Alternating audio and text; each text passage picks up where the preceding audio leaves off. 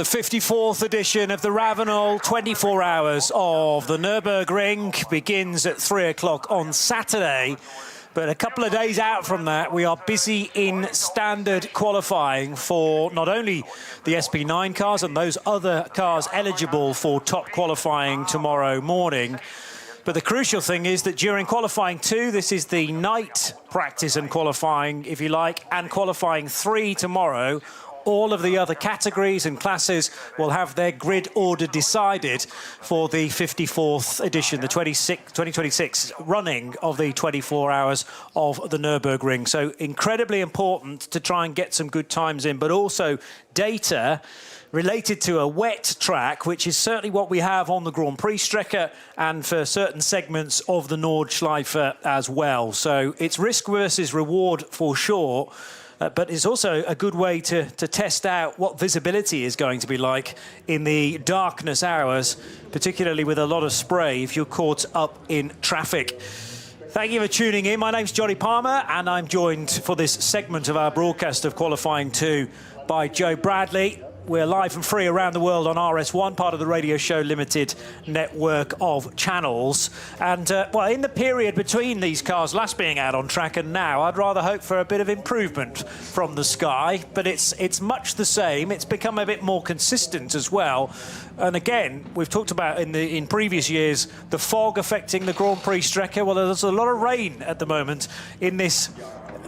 The one opportunity you get on the lap to actually overtake a few cars. Well, good evening, Johnny. Good evening, everybody. We're actually just recovering from a hailstorm. Those white little blocks of ice were showering about our heads and causing some pain.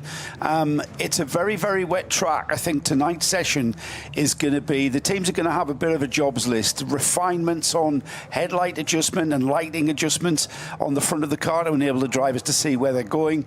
We're not going to be necessarily going for lap times, but we are going to see just how these cars can cope with the wet track conditions. The conditions are going to change all through this session, Johnny. At the moment, the sky is breaking.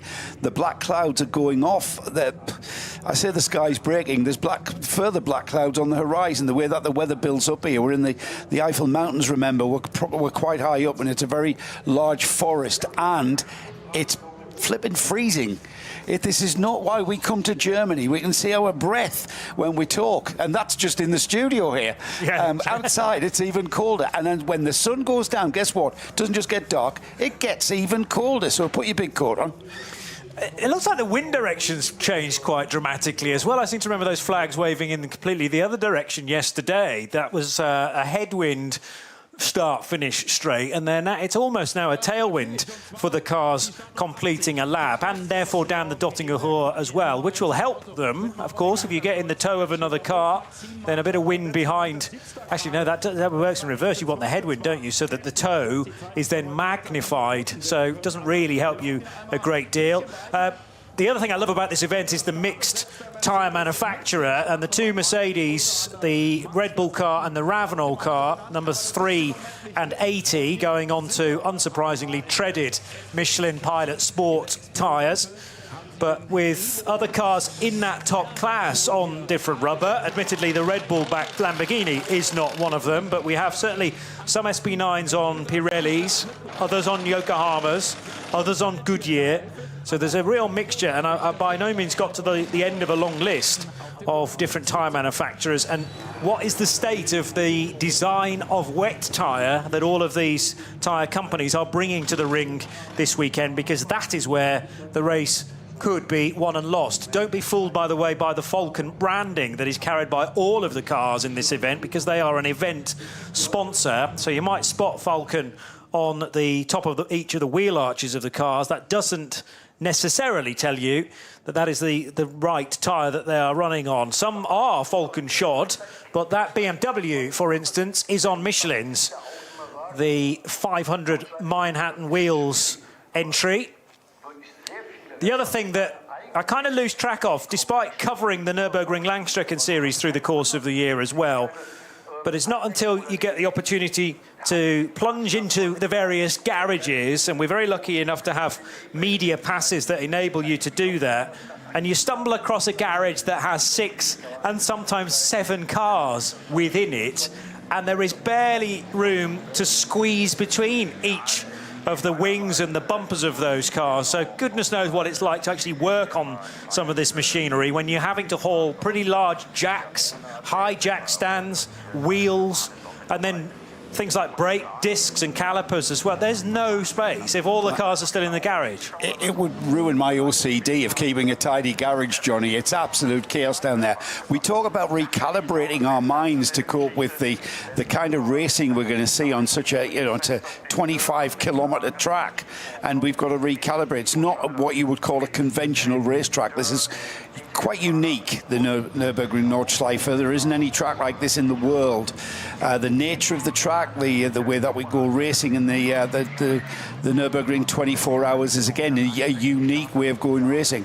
You also have to recalibrate your mind and how the teams are going about their work. Like you say, sharing a garage. Normally, conventional race series, the team will get a garage to themselves, and you can work to your heart's delight with some nice presentation boards and a nice flooring down.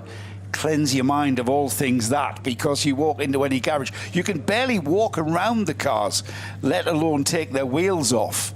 Everything is crammed. You're sharing if you're a 4-car team, fine, you might get a garage to yourselves, but you've still got to pile 4 cars into there, and it's really, really cramped conditions. And if we get more so in the race, when we see cars that are going to be meeting the kind of adversity that we are used to in endurance racing, well, that chore of putting your car back together is exacerbated by a crowded garage. If the team sharing the garage is doing the same and meeting that like adversity in dealing with getting their car back on track. We've got cars that are coming straight around on the Grand Prix Strecker. You've got a choice. When you complete a lap of the Grand Prix Strecker, you can turn left out onto the Nordschleife and on towards the Hatzenbach, or you can turn right and come around what would be the final corner on the Grand Prix Strecker and come around and complete another lap of the Grand Prix Strecker, or indeed another one, or go into the pits, or get out there onto the Nordschleife for some sighting laps. Because, Johnny, I think the weather report is that we've had rain, sleet, hailstones across the whole of this 25-kilometre course, across the whole area. So it's not like times where we've sometimes seen dry parts of this track and then we get to a wet part of this track. There is no doubt that every single car that you see out there on track will be on wet tyres. Treaded wet tyres are the order of the afternoon, or indeed the evening.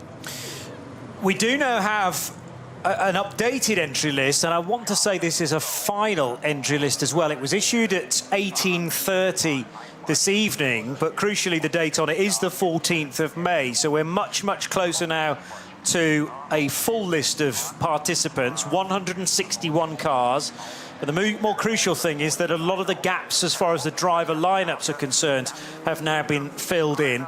If you've not discovered the page known as the virtual notice board for the 54th edition of the ADAC Ravenol 24 Hours of the Nürburgring, it's quite a long URL, so I won't give you that, but I'll just encourage you to do a quick search using your favourite search or browser for the 54th edition of the Ravenol 24 Hours of the Nürburgring, and you're looking for virtual notice board, or what the Germans call a virtuelle Aushang.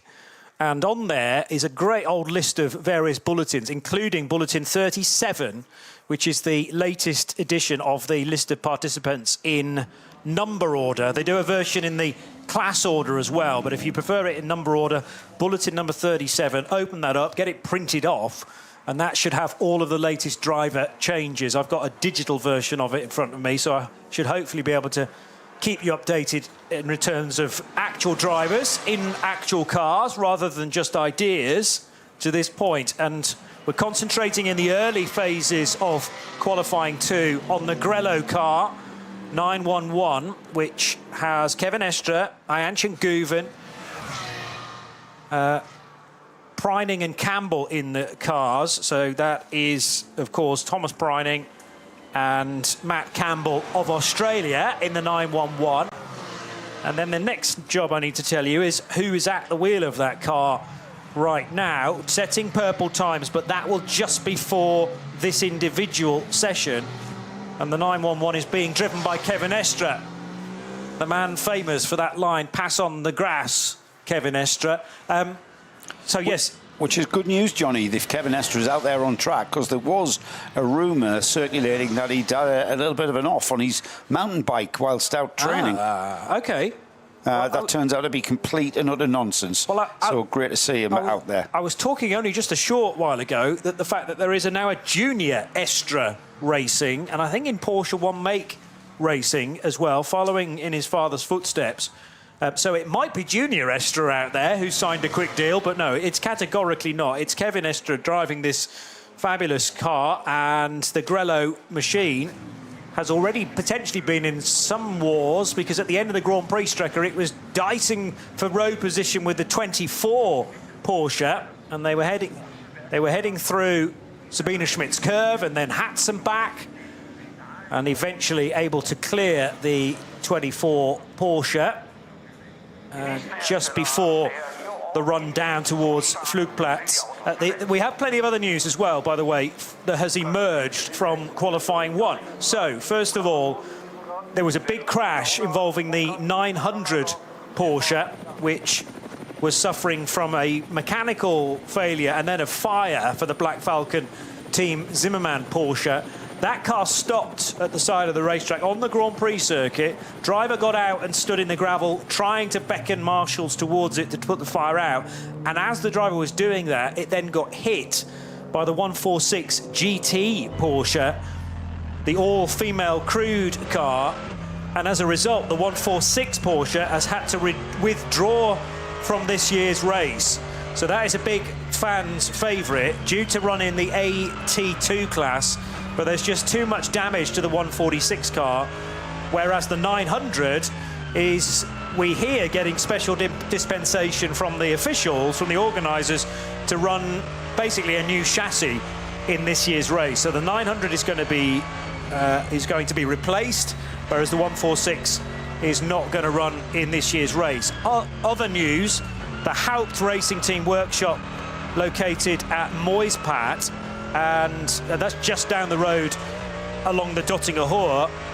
And the number 67 Mustang is in for repairs there after the engine blew at Schwedenkreuz in Q1 when Christopher Mies was at the wheel. So car number 67 in for repairs just down the road of the Dottinger Hohe. And also we're grateful to René de Boer, who's still working hard on this event. He has spoken to Paul Meyer of Black Falcon, and as I say, this is where we get the information about the 900 car, the Zimmermann entry that is set to take part in qualifying 2 tonight, with Paul Meyer alongside Alexander Hart, Benja Hites and Benjamin Kozlowski. So that car being replaced and will be taking part tonight, or at least that is the plan. A lot of mist around the Eiffel at this stage, and this, Joe, is going to be a problem, I predict, overnight during the race as well, with temperatures as low as 3 degrees Saturday night into Sunday morning. Wouldn't be the first time, Johnny, that we've had a red flag situation because of track conditions and indeed observation conditions, with fog being a common factor at this part of the world at this time of year as well. It's we're in the middle of May here. We're not quite in the middle of May. That's at the weekend, but we have got conditions that are changing literally by the minute. We can see out on track that it is very, very wet. Huge plumes of spray coming off the back of the cars, which indicates to us that the track is not just damp, it is very, very wet, full wet conditions. Drivers just a little bit offline as they go around the track, staying off that conventional textbook racing line. And just as I say that, we've got cars streaming past us here on the start-finish straight. Again, plumes of spray beginning to deplete, which means that the track is beginning to dissipate the water from it. It's a lot different out there on the Nordschleife, with pools and streams and rivulets of water running across the track. That's going to take a little bit of time. And as if by magic, another season has arrived, with the sun breaking through and blinding us through our booth windows here on the start-finish straight. Sun still high, relatively high in the sky. We're not getting sundown until just after 9 o'clock.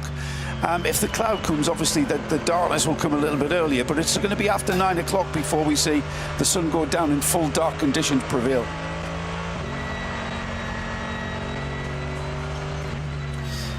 Just getting some word about various cars in the Lion Speed awning, if you like, in the garage, because we caught a glimpse of Kevin Estre having to do battle with the 24 car, which is one of the Lion Speed entries for Lauren Heinrich and Lawrence Vantor and Ricardo Feller.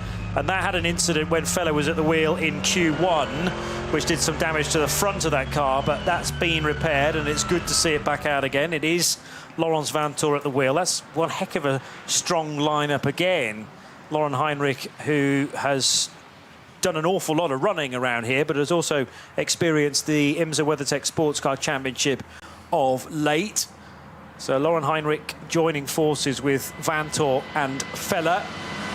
And that is not the only Lion Speed car in the entry either, with the number 18 car now with Jake Hill at the wheel, and that car has already done a time at 8:46.440 within this session. As I say, what will happen is that when this session is completed and qualifying 3 tomorrow morning, there will be a collective document issued treating all 3 qualifying sessions as one. But in the moment, right now, they're being timed as separate sessions. And then we get, as I say, a kind of aggregated qualifying, which will mean that cars looking to try and take pole in BMW 240i, in AT2 front-wheel drive and all-wheel drive, in the Porsche Carrera Cup 1 Make category known as Cup 2 here, all of those cars are qualifying for their grid position right now. Not necessarily in this session because it's so wet everywhere, but they were doing earlier today in Q1, and they will be potentially tomorrow in Q3 as well. For those cars, these sessions are way more important than the SP9s. First lap times coming through, and the first car to post a lap time to give us an idea of just how bad the conditions out there. It's Kevin Estre in the number 911, the Manthey Porsche.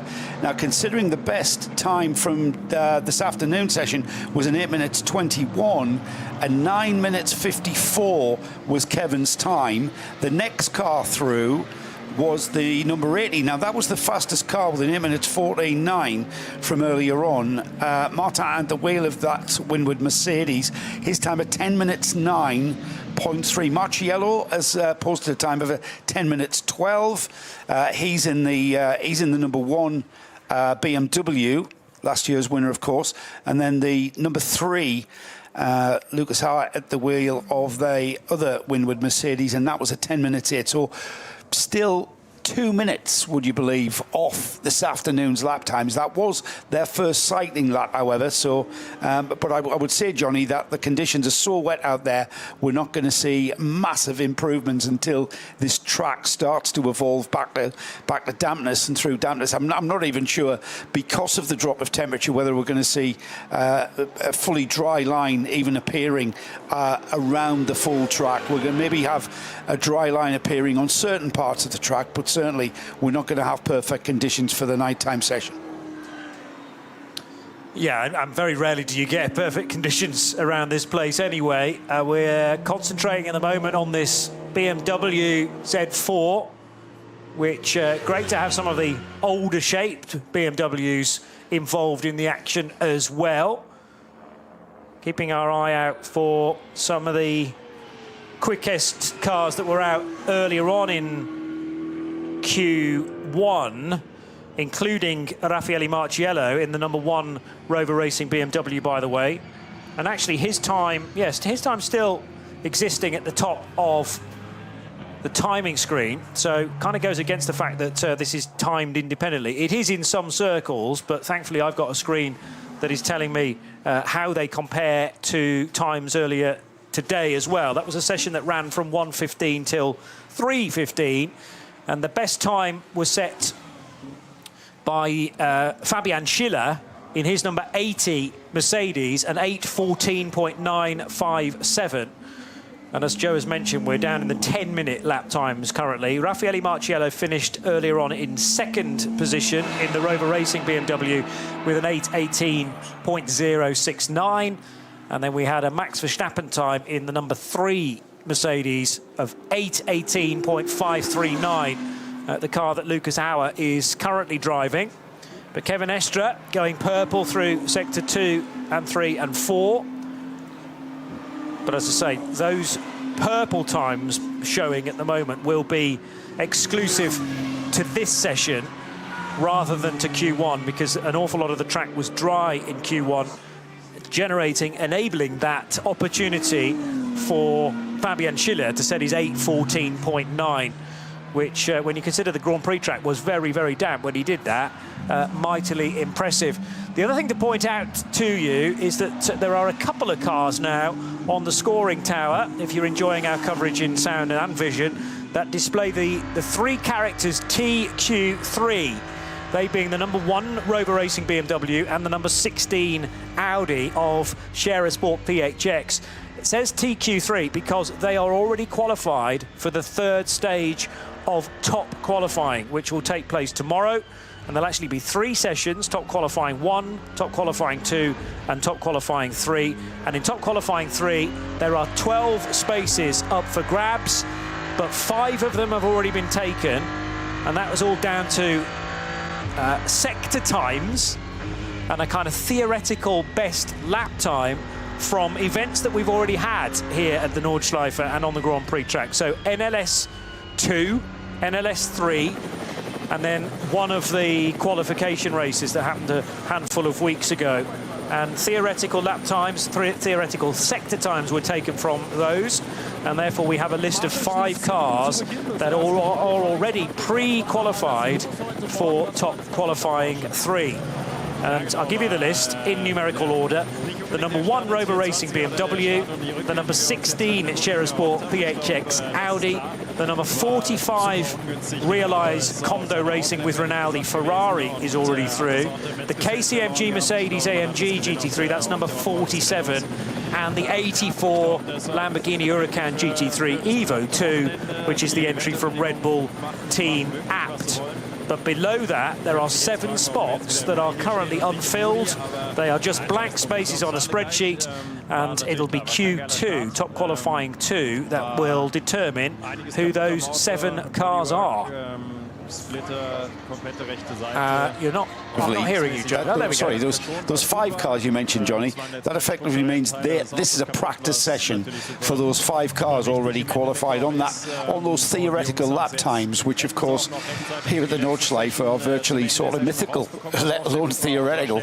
Especially in these conditions, we're going to get nowhere near those. But those 5 cars, treating this as a practice session, there's still plenty to do. It's not like this session isn't important. There's a lot of work for these cars. The drivers are finding out what this track is like in these wet conditions, which, if you have seen any of the weather forecasts, this is exactly what it could end up being like across the weekend. Unless the weather drastically changes, this is what we're going to get. Changeable conditions become a character of this race, haven't they? Changeable conditions, what we've seen over the years, sometimes for the worst, bringing out red flags. Let's hope we can at least race through the whole 24 hours.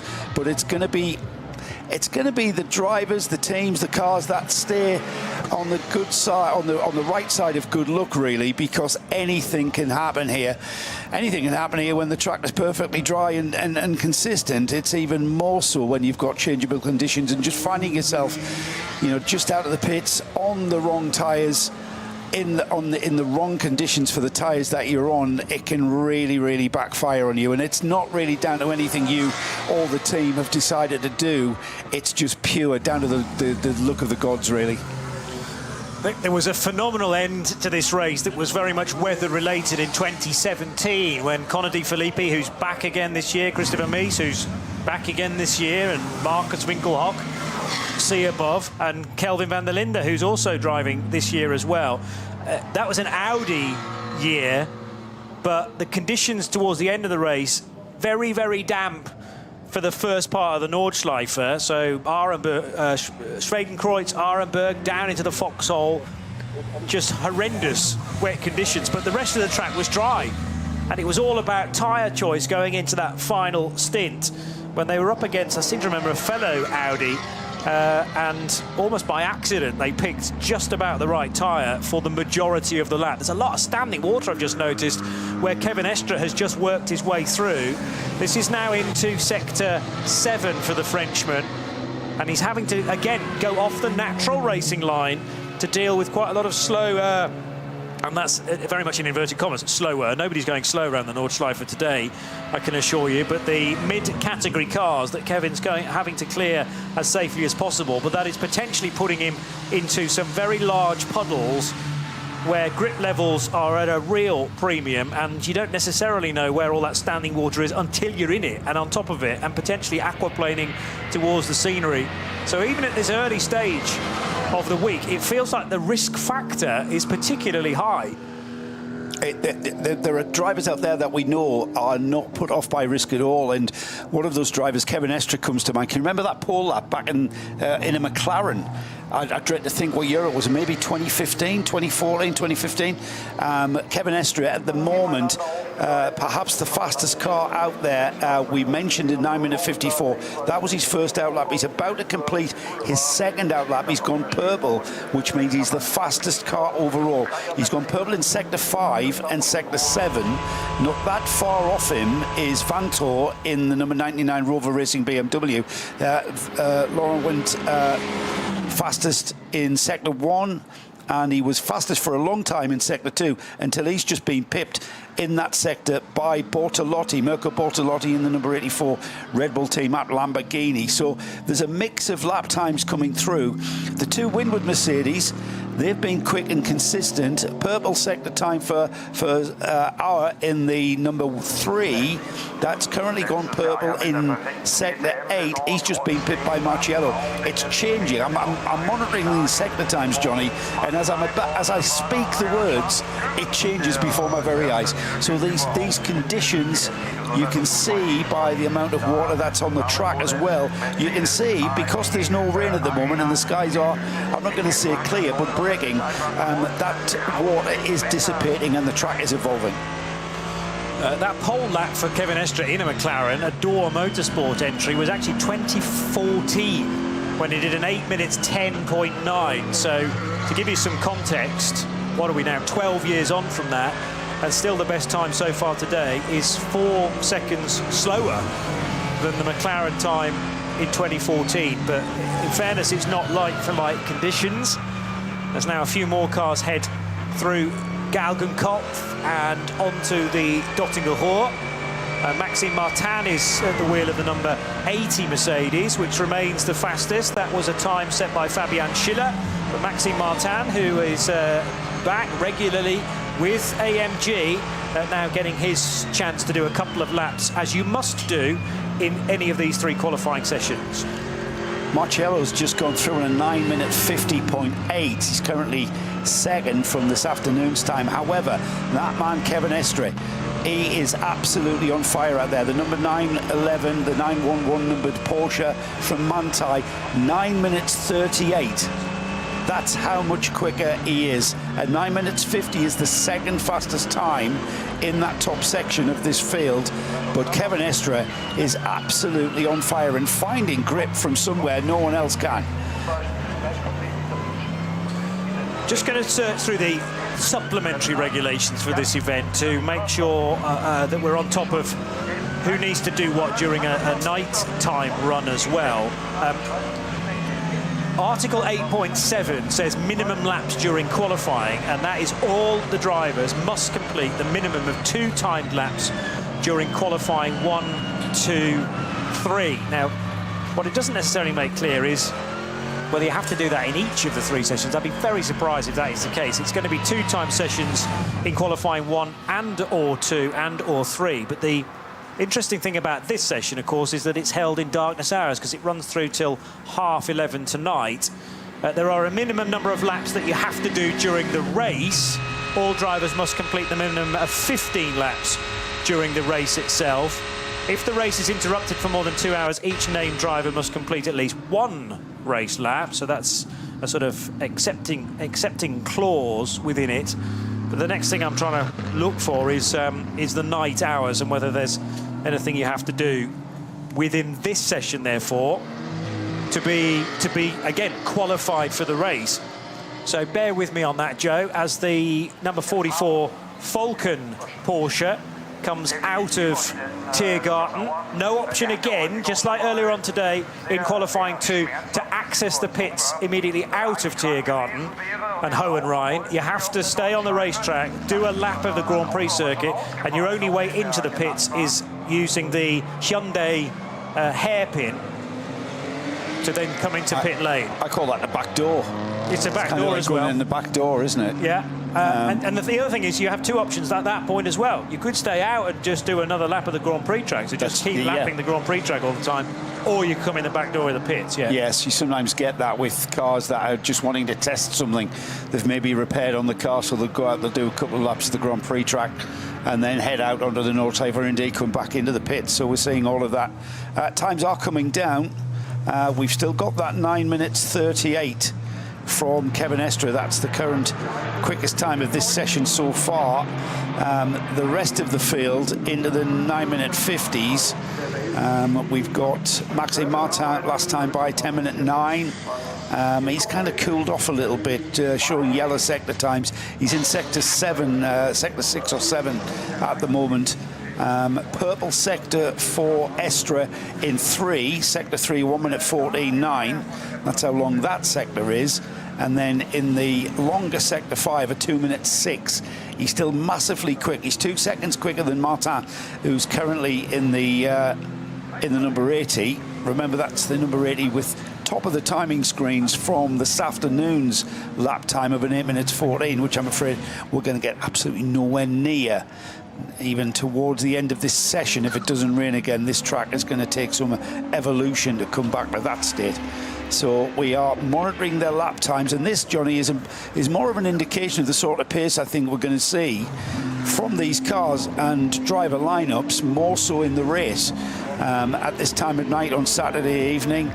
The forecast is to be very similar to what we've seen the last few days, so we expect no real changes. So this is good data, this is good experience, finding out where the grip is out there on the track for the lesser experienced drivers.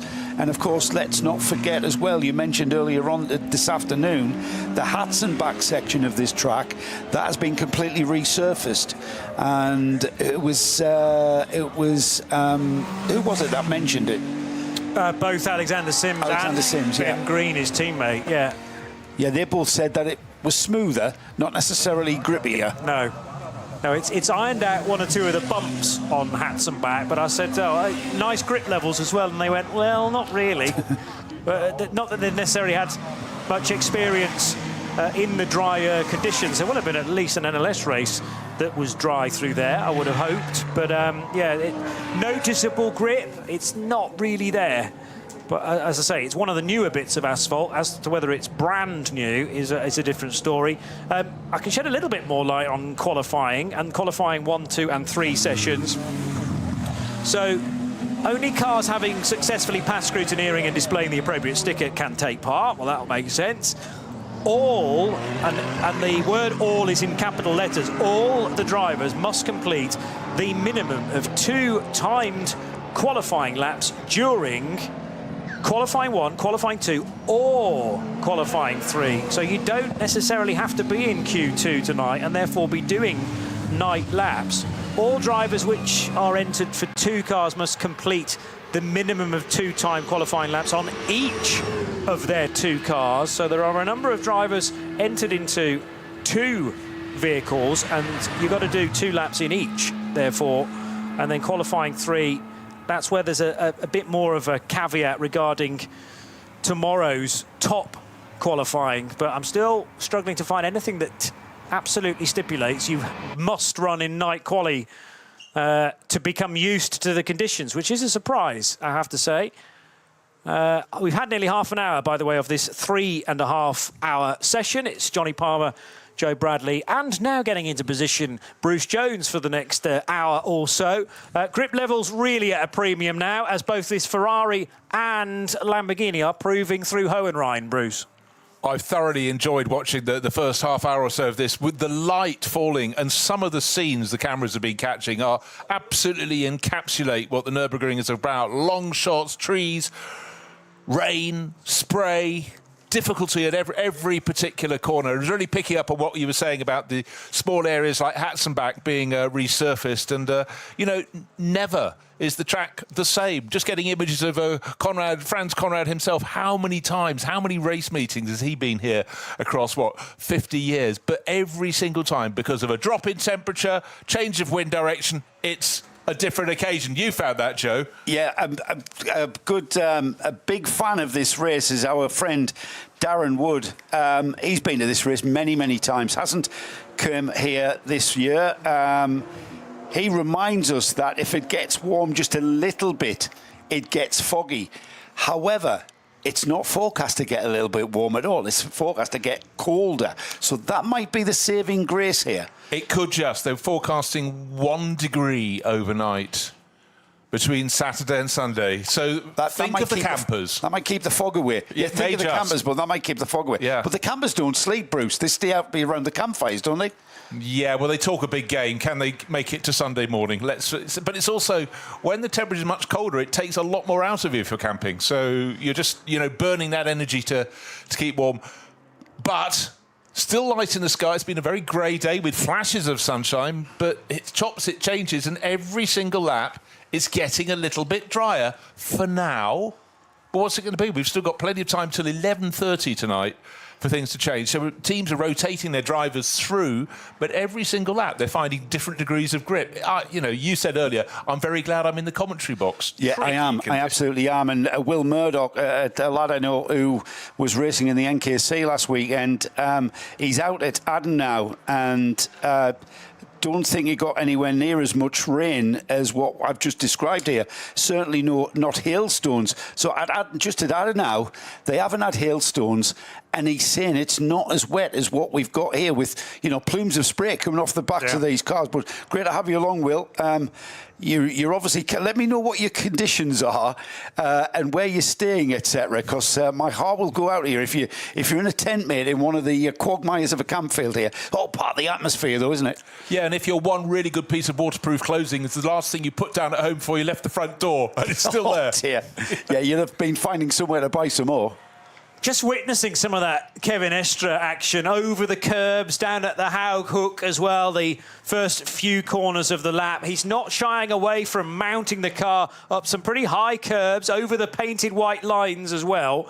And the other thing you've got to think about is in the Caracciolo carousel, that concrete strip in the wet must be like ice. I mean, the Falcon Porsche's coming up to ice curver now, which its name extends beyond its reputation. But yeah, trying to keep the car straight when you're at something like 45, well, not quite 45 degrees, 30 degrees, let's say, through the trough, the drainage ditch of old. Quite how Kevin Estre hung on to that car, and he might have to do it in the race several times like his co-drivers. Yeah, but the concrete strip is around the bottom. If you gradually slide up, then you've got a different surface under your right-hand tyres. Just saying, might make a difference. Of course it's going to make a difference, but this is where the experience comes. Remember when this track was built, that concrete element of the carousel was a drainage ditch. They weren't meant to drive around it. That was there to catch the water. But it was Caracciolo who decided to use it and hook the drainage ditch and run around what is effectively a bank corner. Which the science of it sucks you in, but you need to be going at a certain speed for that to work. Klaus Bachler staying well off the racing line. That's the karting line that Joe Bradley's taught to me through the years, and it means that he pings out of Galgenkopf at a much higher speed, away from where all that standing water is. So hugging the outer white line, and now doesn't really have anyone in front of him that he can pick up the toe from, but the wind's kind of in the wrong direction for that anyway. The wind will be helping him down the Dottinger Hoor. Look at the way the rain lights lighting up that plume At the back. It's fantastic. It's like a red tongue. Looks like a Batmobile, doesn't it? Yeah. With that red flame coming out of the back. It's not. It's the rain light. Brilliant. I'll tell you what, Bachler's putting in some very impressive times. He just banged in the fastest, one of the longest sectors of the circuit, the one that takes nearly 3 minutes. So he's down in 13th, 14th position, 14th at the moment. But this run is good. He's got to complete it, though. And completed he will, because he's just got through the final sequence of corners. Tiergarten onto the start-finish straight, still kicking up the spray, but not as much as he was about a quarter of a lap ago. Will we see an improvement from him? Okay. Battler in a Porsche 911. It sort of goes together very nicely. 9 minutes 39. No, he stays in that position, 14th overall. The other cars that we haven't seen so far after 35 minutes of running, as the Dacia Logan's had a spin at the carousel, so actually should be facing the other direction here. Is this a classic moment of it being spat out from those concrete slabs and up the road, or did it make contact? Did it have some contact towards it in order to spin the 300 car? But not a pleasant place to be sitting there. Yeah, sitting on the tarmac strip above the concrete ditch we've been talking about, but faced the wrong way. But if he'd hit the barriers at the top, double wave yellows there, no surprise, there'd be damage on the side of the car we can see.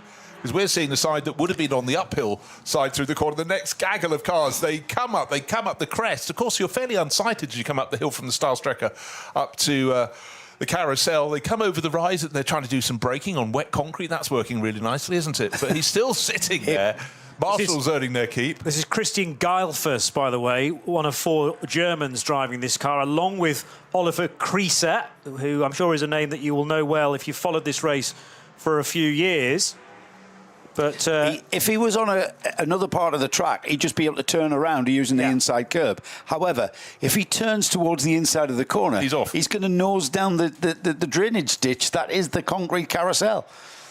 Yes, because where the concrete meets the curb and the grass at the bottom, it's a really big angle, so he's going to thump the nose of the car. Yeah, he's not going to be...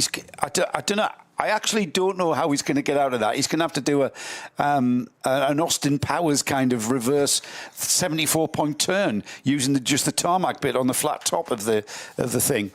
Very, very tricky predicament he's found himself in there. Well, just getting a message that... Oh, God, the message is coming in thick and fast. The Dupre net Audi has left, the all-wheel drive S3 has left the track at the Breitscheid area. But 2 cars that we haven't yet seen in qualifying 2 that did feature in Q1, the number 5 Black Falcon Team EAE Porsche that Mustafa Mehmet Kaya and Thomas Kiefer and Gabriele Piana, together with Mike Stursberg, are entered into the race in. And then the other car is the 48 Loesch Motorsport by Black Falcon Porsche again, which was the quicker of those 2 cars in qualifying 1. It's actually 16th fastest when Dan Arrow was last in it. Did an 8:30.9, but we haven't yet seen either of those cars that featured fairly well in Q1. It might be that they're just deciding to sit out this first segment of qualifying 2 as some very skillful driving, but now unfortunately there's going to be a backlog because 1, 2, 3 GT3 cars, SB9 cars, 4 of them in fact, together with one of the Hyundai N TCR cars have arrived on the scene, because now unfortunately the Dacia, having found the inner trough, the drainage ditch. Now Geilfuss has maybe stalled the Dacia Logan. Or is he waiting for a gap, perhaps, a safe place to rejoin? He has got it going. The predicament there was the first car, it was a Cup 2 Porsche that came up towards the back of that, got stuck behind it, and the other cars didn't want to go past because it was double wave yellow, so they were lining up on the tarmac upper strip, got going. But I tell you what, I think only the Dacia Logan could have run down, as we were describing, to the bottom, because it has the shortest distance between the front wheels and the nose of the car. It's really a tiny little bluff nose. If you'd had something with a great big front splitter... That's a good point. Not happening. That's a good point. If it had been a GT3 car, that would have been stuck there a lot longer. He's done a really cracking job to get out of that. Kevin Estra's been into the pits, by the way, gentlemen. Thomas Preining is now at the wheel of that car, currently on a 9 minutes 43.8. His fastest time for that car was Kevin Estra. Let's see if Thomas Preining can match that. That's currently the fastest time in this session. And as I say that, I've just spotted something that is contradicting I'm going to contradict myself here, because there's 2 cars one with a 9 minute 39.7, another one that I found gone even faster with a 9 minutes 39.2, and that's Klaus Bachler in the number 44 Falcon Motorsports Porsche, currently running 14th in this qualifying session, but that's a 9 minute 39.2, which is by far faster than the majority of this field here, with Menzel in the Dunlop sponsored Porsche 911 car 17. That's almost matched him, half a second off with a 9:39.7. Yeah, only a smashing of the number of cars at the moment, getting under 10 minutes overall for a lap. Conditions for now appear to be improving, but what you always have to look for on the timing screens, is there a yellow band? A yellow flag at a certain corner. There was one shown but now clear. Didn't in fact even say where it was around this track, but it is a phenomenal enterprise to get all the marshals working in unison. But don't forget, a lot of the drivers, they don't get very long in the car because it may be a 3.5-hour session this evening, but they're rotating their drivers through. They're probably trying to give them all another daylight bunch of laps and then nighttime laps. Nighttime's coming, but not just yet. 9 o'clock is due to be really when it... you looked it up on your telephone, didn't you, Joe? 9 o'clock nightfall. It's 20 minutes from now? Yeah, 9 minutes past 9 to be exact, according to my app. And the sky is breaking, so it's going to be twilight all the way to 9 minutes after 9 o'clock. The other good lap time you mentioned in that list, Joe, was the 9:39.7 that Nico Menzel has done, and he's now entered the pits. He's in the number 17 Dunlop Motorsport Porsche, which, remember, is the sister car to the 44 Falcon Motorsport Porsche. They're both run by the team known as Schnabel, and Stephanie Olberts being the team manager of the Schnabel organisation. Another spin, this time for the 967 Porsche, which is in the 947s. But the what number was that? 947? And it did under 9 minutes 47 lap time, I think. Or maybe 946. Anyway, the spin happened. Just leaving the second of the Sabine Smits curves. 967. 6-7, very kind that the driver rotated another time just for us to see the number on the door. But again, that's a nasty position to be spun because people are so busy trying to keep their car on the track as they come out of the second Sabine Smits curve. And if you're diagonally across the track, covering half the width, not good. But right now, the Schnabel engineering crew clearly have got a handle on these current track positions. Of course, for years, it's been Falcon Motorsports. Now it's run by Schnabel Engineering, as it always was, but because they wanted to split their effort, the Dunlop Motorsport car, as you've explained, and the Falcon Motorsport car, riding, in fact, with Klaus Bachler in the Falcon Motorsport car. There's quite a lot of lifting there, Joe, isn't there? It's not well, it's full not, attack at all. It's not, but talk about commitment. It's a different kind of commitment. It's a very feathered, delicate kind of commitment. And a driver out there who's showing very delicate commitment is one Jake Hill, a familiar name with all of our British race fans. He's in the Lion Speed GP Porsche. He's just put in a 9:44 on his first lap in the wet. So his first lap out at 9 minutes 44. He's down in, that car is currently, I've just lost him, there he is, down in 33rd because of this afternoon's time. He's within a minute of the car's ultimate fastest time from this afternoon. But keep an eye out for the number 18. That's the Lion Speed GP Porsche. Jake Hill at the wheel, and he's on fire. First lap ever in the wet, and he didn't get a lap in this morning. So Jake Hill is delicately feathering his way around this track to good effect. Yeah, no, very, very good effect. Obviously been promised some more Tamiya models when he gets home. Just to clarify that, they did actually lap in the session, the number 18 Porsche, but they had their times effectively disqualified or deleted because of the seals around the ballast compartment were ineligible or not present or whatnot. Anyway, so the car was checked, realised that something was wrong with it, and therefore you get your times wiped as a result. That sounds like a mid-session check, Johnny. Yes, like you're called to the weighbridge, for instance. It's not like they haven't got a lap time from from earlier on. They've got a lap time there, but it wasn't as competitive as what they would have been if they'd passed that scrutineering check. And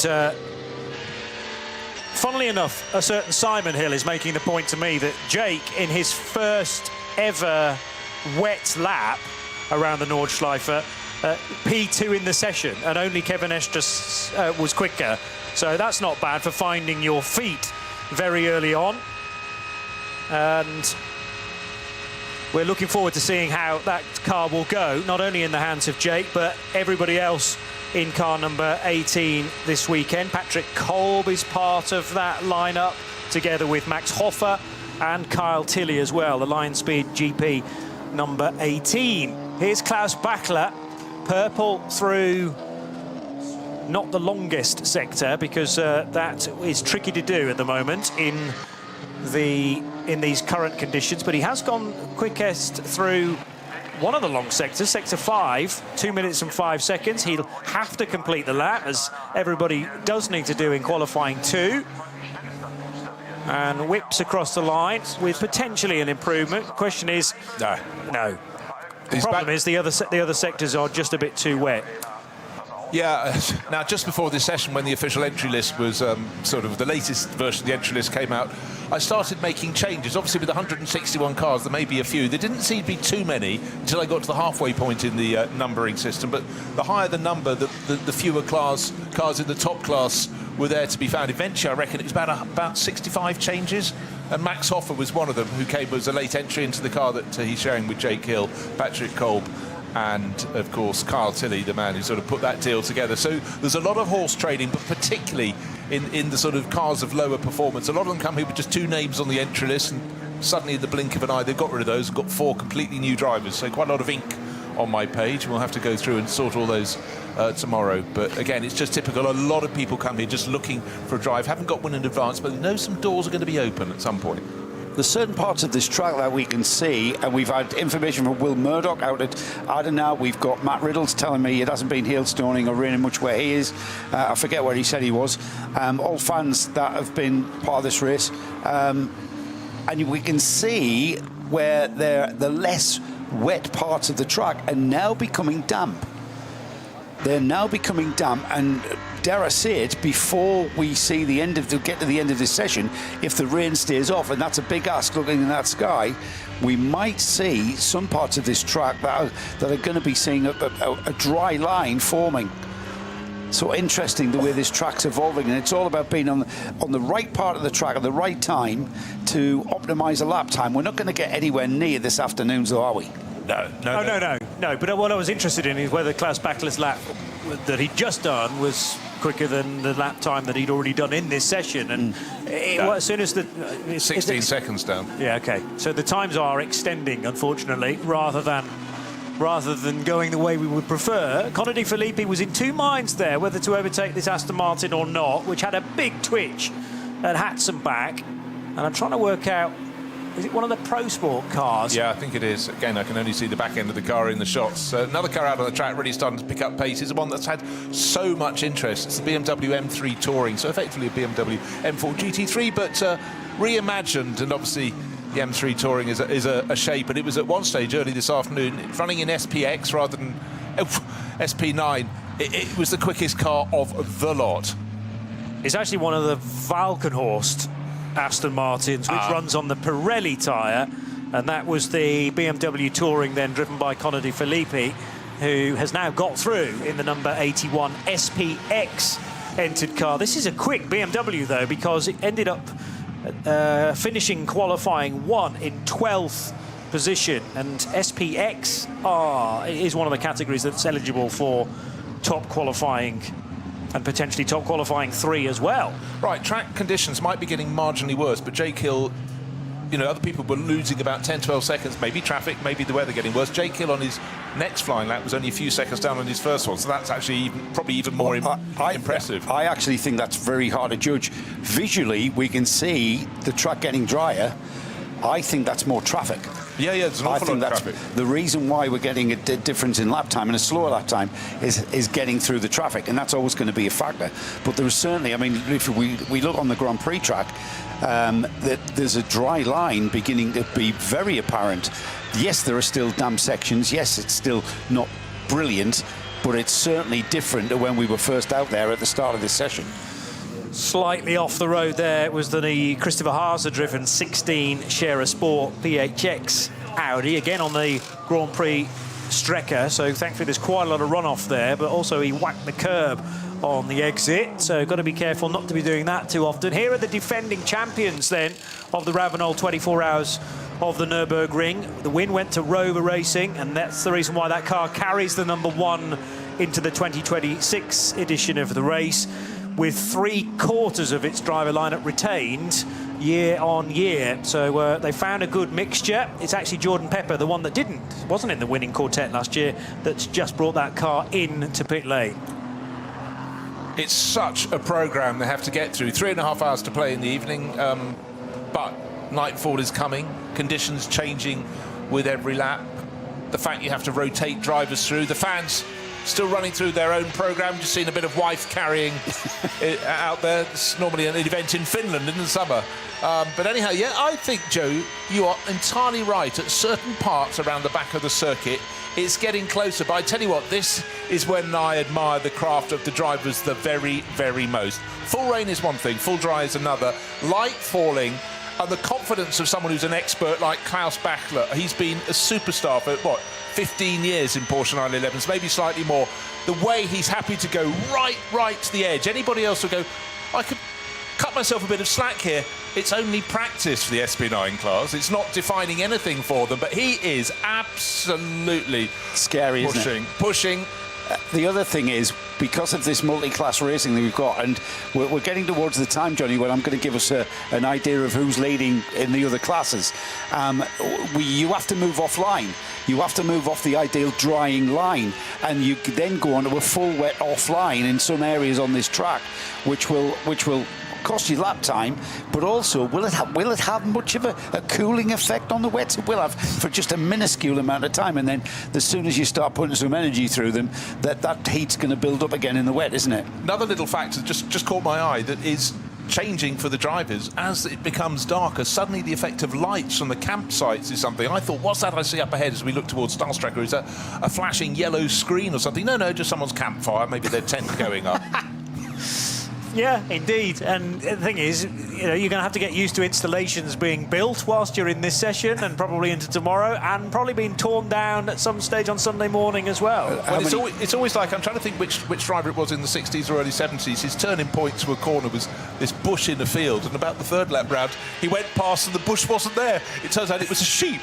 And the sheep found some better grass down the slope. How many drivers have told us that they can smell the barbecues? They can smell it through Brightshire, whereas there's a lot of fan action going on around there. They can literally, and I can't remember, was it Christodoulou who said it was making me feel hungry because I could smell the steaks and the burgers that were being cooked. I think he's already got those sort of heightened senses because he's sort of fighting for every corner on the track. Yeah. Bachler's sector times, I can tell you, he's put in a purple in sector 3, not so much in sector 5, but he's gone massively quicker than anyone else. Apart from that is Stoltz. Lucas Stoltz, a 2:07. Bachler's put in a 2:06 through 7. I'll offer you another one, though. Third fastest at the moment, Jules Gounon is flying in that number 3 Mercedes. He's put in the fastest sector 1, fastest sector 2, very competitive in sector 3. So that's a car we know has looked good on the less wet track, but right now Jules is desperate. He's been racing for such a long time, but he really needs another big result. He's always there or thereabouts. He's always in the battle.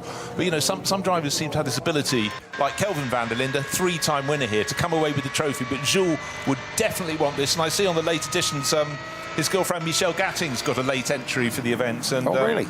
Yeah, so they're here as a couple, but obviously in different pit garages, or possibly, because you put so many cars in one garage, possibly the same pit garage. But Michelle's driving one of the Milner Motorsport Cup 2 Porsches. I just want to share with you a quote from Nick Yellerly, which is quite fresh, actually. His clips, audio clips, although in written form, have appeared on the Nürburgring 24-hour ticker. And he says, we haven't driven the Lamborghini. He runs, by the way, in the number 130 Red Bull team at Lambo. And he says, we haven't run in the car too much in the wet. What happened to Dorian Boccolacci a few moments ago? He was in the barrier for the number 17 Dunlop Motorsport Porsche.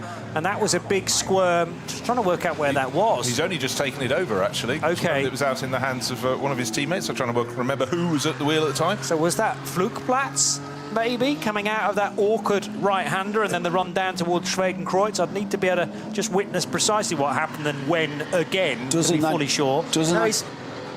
Just show Johnny how close to disaster these guys are. He's at the end of the lap now, so did it happen at Galgenkopf, therefore? Well, that's all I can presume, yeah. Well, limping back, and the sector times up until that point, I'm going to say, were reasonably healthy in the number 17 car. Let's just have a look. 1:16, 11, 2 minutes 10, 3:09 through the long sector 7.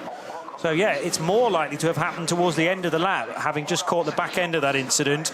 And he'll be pleased if he's done any damage to the car that he's not had to do that many more kilometres And he'll have to do a full lap of the Grand Prix track, of course, as well, before the team can then assess it. Just to finish the Nick Yellerly point, because they haven't run a great deal in the wet in the number 130 Lamborghini, there's a lot to manage about the tyres and how to approach the braking zones, says Nick.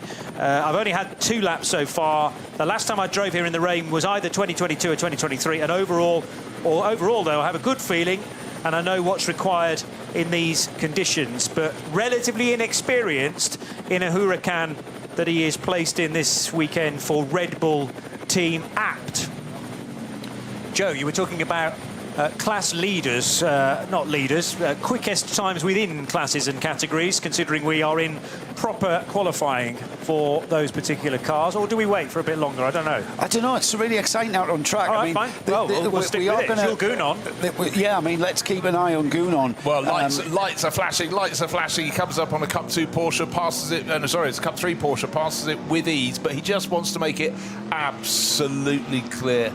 Long shot show hanging cloud below the tree line. Of course, the track isn't stable. It's up and it's down, and the vertical is really quite enormous in places. To get to the highest point on the circuit, which actually seems to be the very wettest part of the circuit. Again, the flare from these super powerful headlights as a BMW in its way. It sort of gets out of the way, but not with a great alacrity. But again, as you pointed out, Joe, the car's trying to keep out of the way, don't want to go on the very, very wettest parts of the circuit. So there's a certain circumspection, but Jules Gounon looks as though he's trying to go on a qualifying lap, doesn't really need to press too hard. But again, you've got to run to the capabilities of the car. Anytime you run far beneath it, things just tend to go a little bit wrong. The Boccolacci Porsche, the number 17 we saw there, he just got onto towards the edge of the track, and then bang, the car was gone, and he was a passenger until he spiked off the barrier.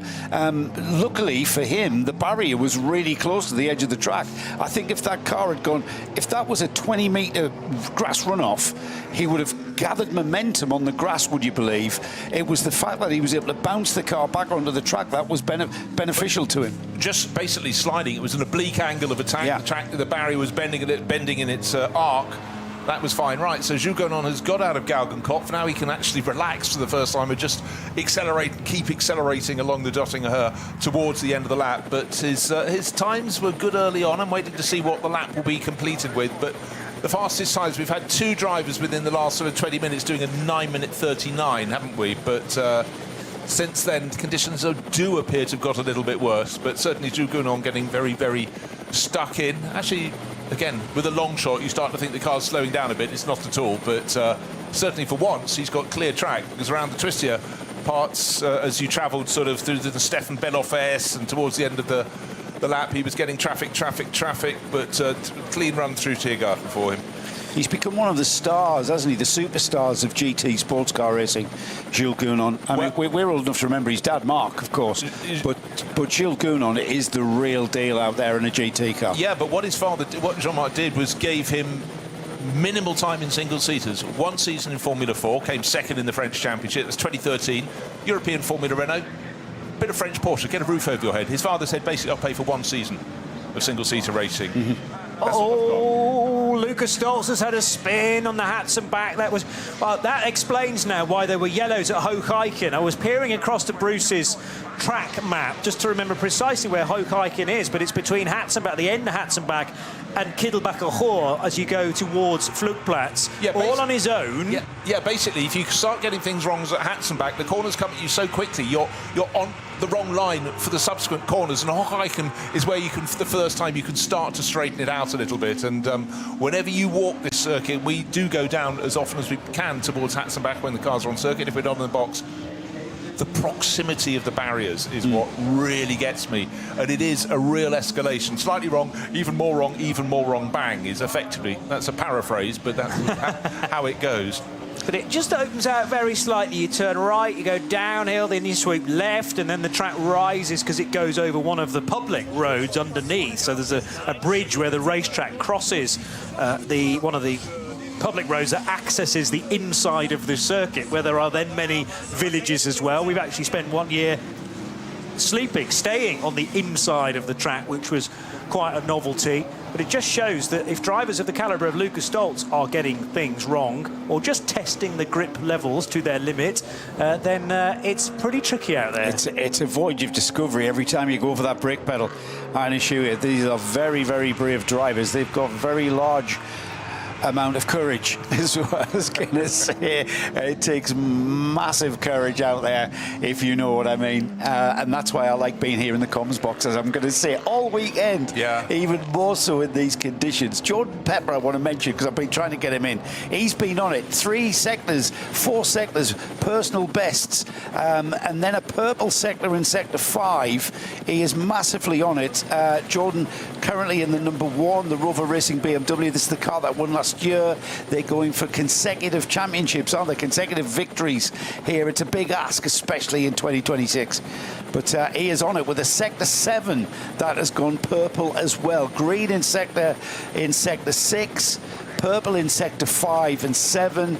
Keep an eye on Jordan Pepper's lap time. He's currently, last time through, in 9 minutes 52, but he's going to improve on that, I think.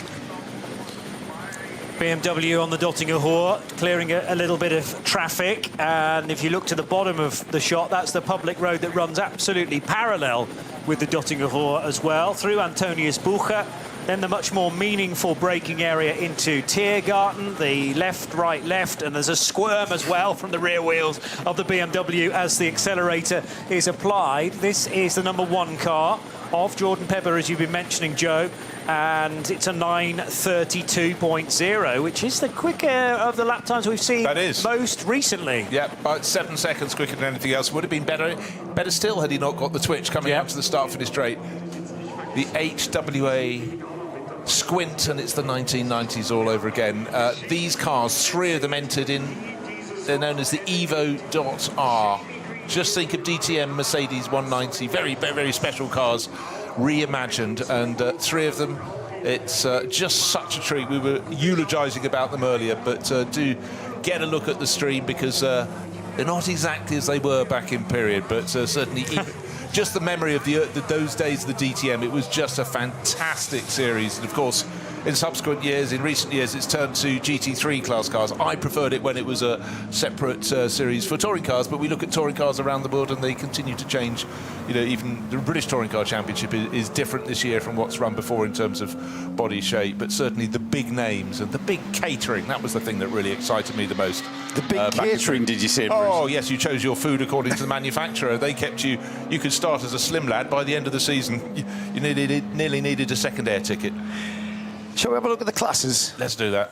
It's just gone 9 o'clock in the evening, by the way, so still got 2.5 hours of this to run. It completed at 11:30 tonight, but yeah, good time to do it, Joe. I absolutely lost track of all time there, but this seems really, really as if we've rehearsed this at the top of the hour. Just before you do, what's that on the pit lane exit road? It looks like a block of wood, maybe, that's sitting in not quite the middle of the road. It's like a wheel chock, isn't it, to stop it running down the hill, but the pit lane's not that steep, but anyhow, that should be there. That might be what it is. It's got a bit of tape around it, though, as well, as if it used to be attached to something, but it's ended up pit lane exit, and there might need to be a yellow flag, quite possibly a code 120 or 60, for a marshal to head out and collect that.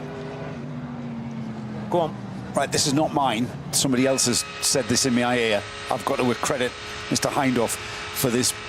I think he's spot on. That looks like a block of wood that you put under the air jack. So the air jack comes down onto the block of wood. When that air jack's gone back up, it's stuck on the jack. And the car has then carried it out. So it's sort of indented in the wood. Yes, absolutely. And then as the jack's gone up, the piece of wood is still stuck to it. It's pure theory on Hindhoff's part, but yes, that sounds like a very strong theory, that. So the classes, we've got stacks of them, and what we'll do throughout the race at the weekend, we're going to run through our class leaders at various points in the proceedings. So starting at the back in 125th place is the BMW 325i class. That is currently being led by Car 100. Hasn't got a team name, just Car 100, just a load of mates bringing that BMW 325i. It's the driver at the wheel of the car is Hausmeyer. In the V5 class, which is 119th overall, that's car 440. Again, no team name. Ebner is the driver of that one.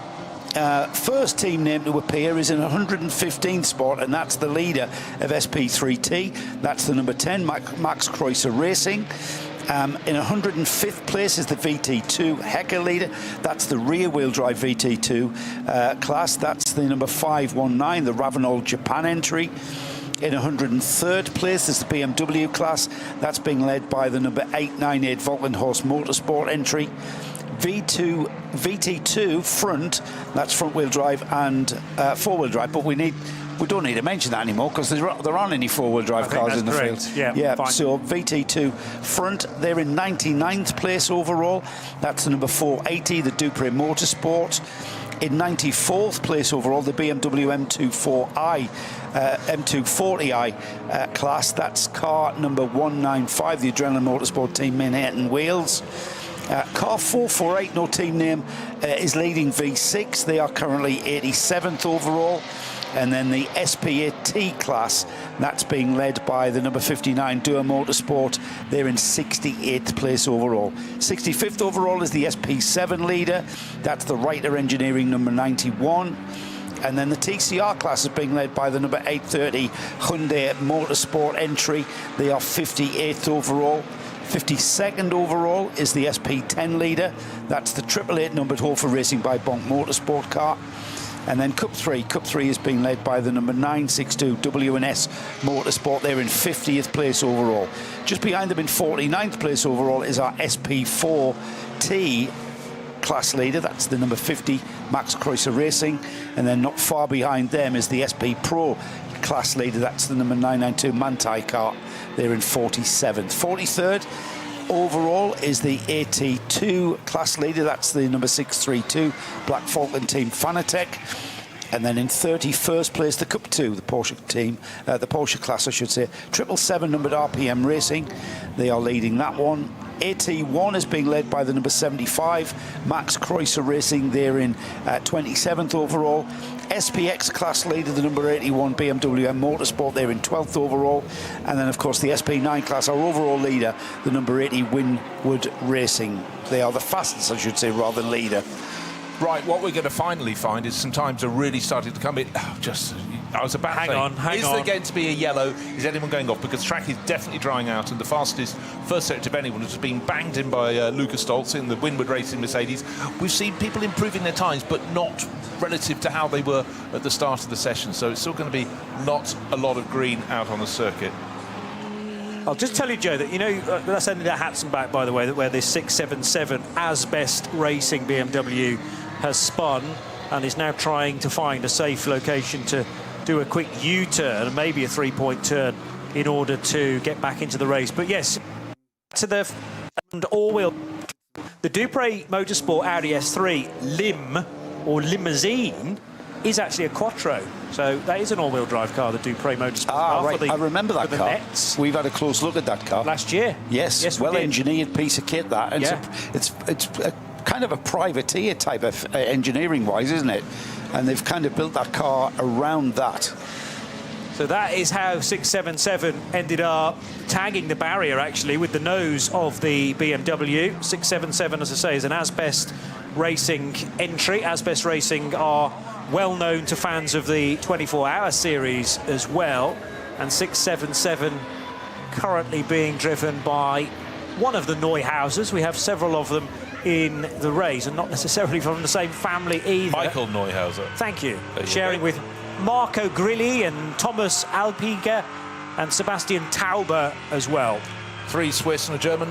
Really, really multinational race, this. Now, one thing I don't think that's been mentioned, certainly not what I've been talking, is Intercontinental GT Challenge. What do you need to know? Of course, this is the series that runs across 5 major events. Starts the year in middle of February, Maguire's Bathurst, 12 hours in Australia. This is the second round, Nürburgring 24 hours. You then go to the CrowdStrike 24 hours at Spa in Belgium, end of June.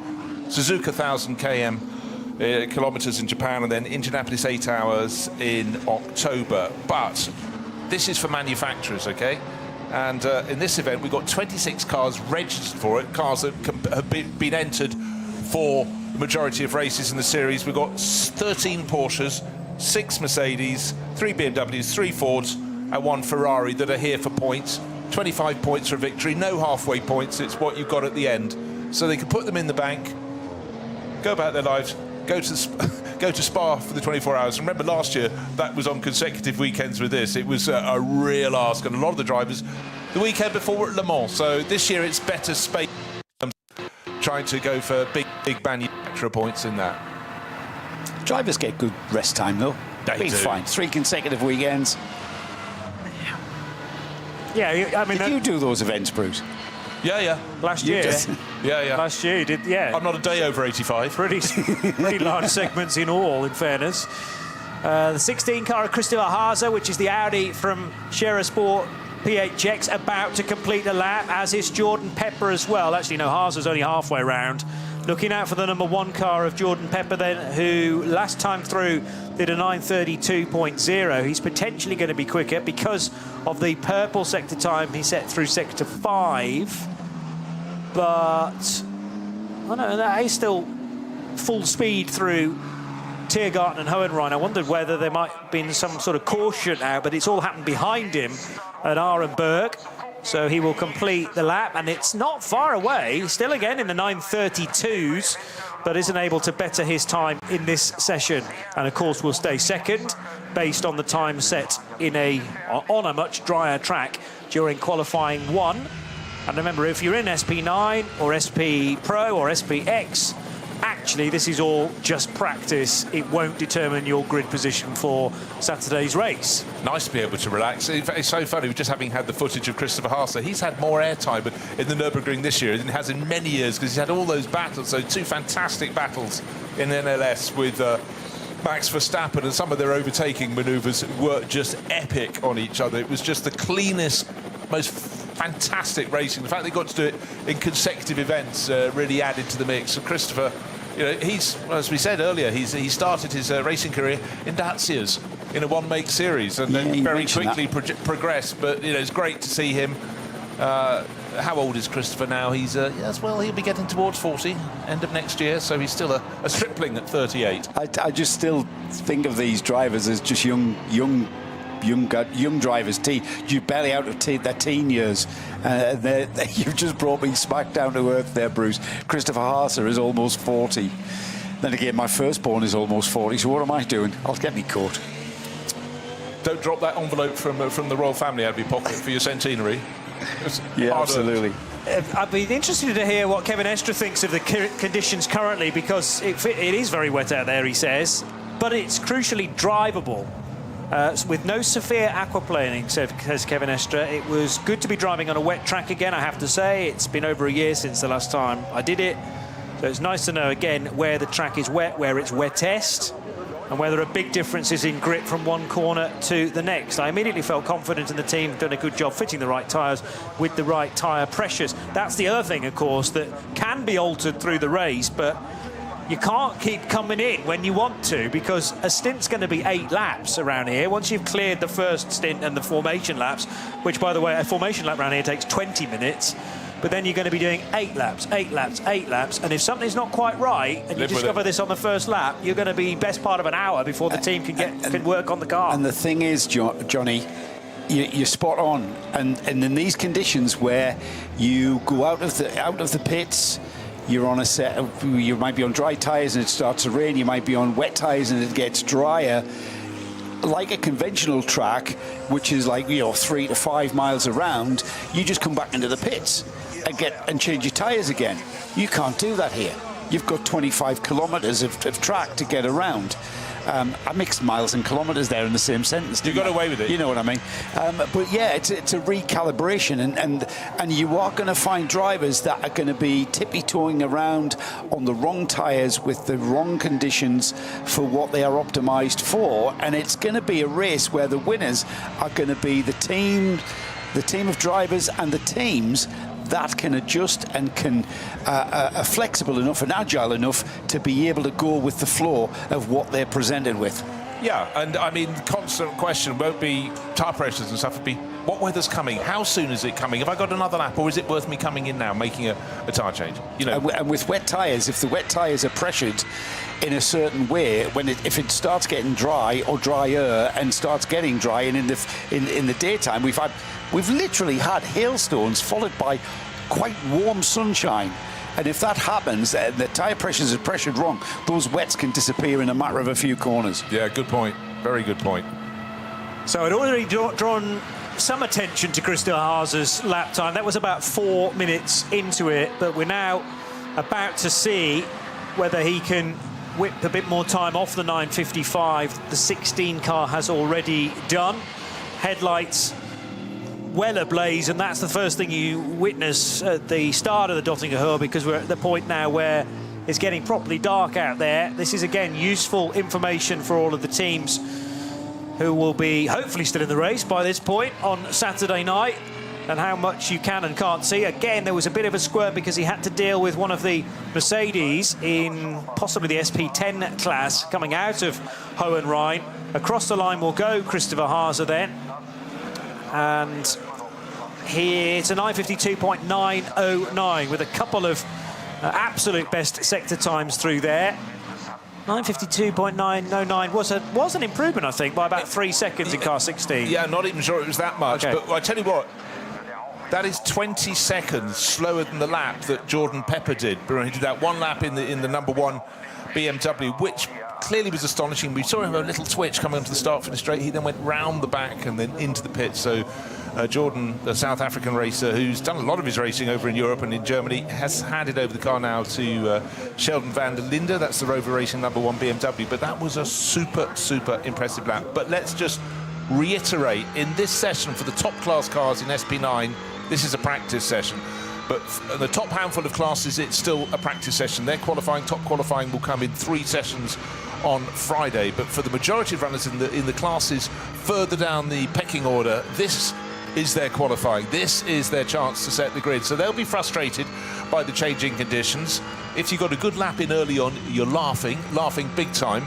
But no one wants to know whether those dark clouds, how they manifest themselves. It has largely improved recently, but of course, you're operating effectively about 30, 35 seconds, maybe slightly more, maybe 40 seconds down on what you should be achieving on a dry track. So it's tricky. It's about survival. The light is falling all the time. The campfires are increasing. Tough luck for any hungry drivers, but the lights you're starting to get as the overall light drops, the darkness of the forest encroaches, and then you come through a point on the track, you've got the landscape on the outside with fires going, with great big, well, they're edifices, aren't they, Joe, that people build? They're multi-deck viewing facilities. Yeah, temporary multi-deck viewing facilities. Sometimes you've got flatbed trucks, they peel the canvas off back on the sides. They've got a full stage, they've got hot tubs, blaze of light. If they weren't around the outside of the Nordschleife, they'd need planning permission.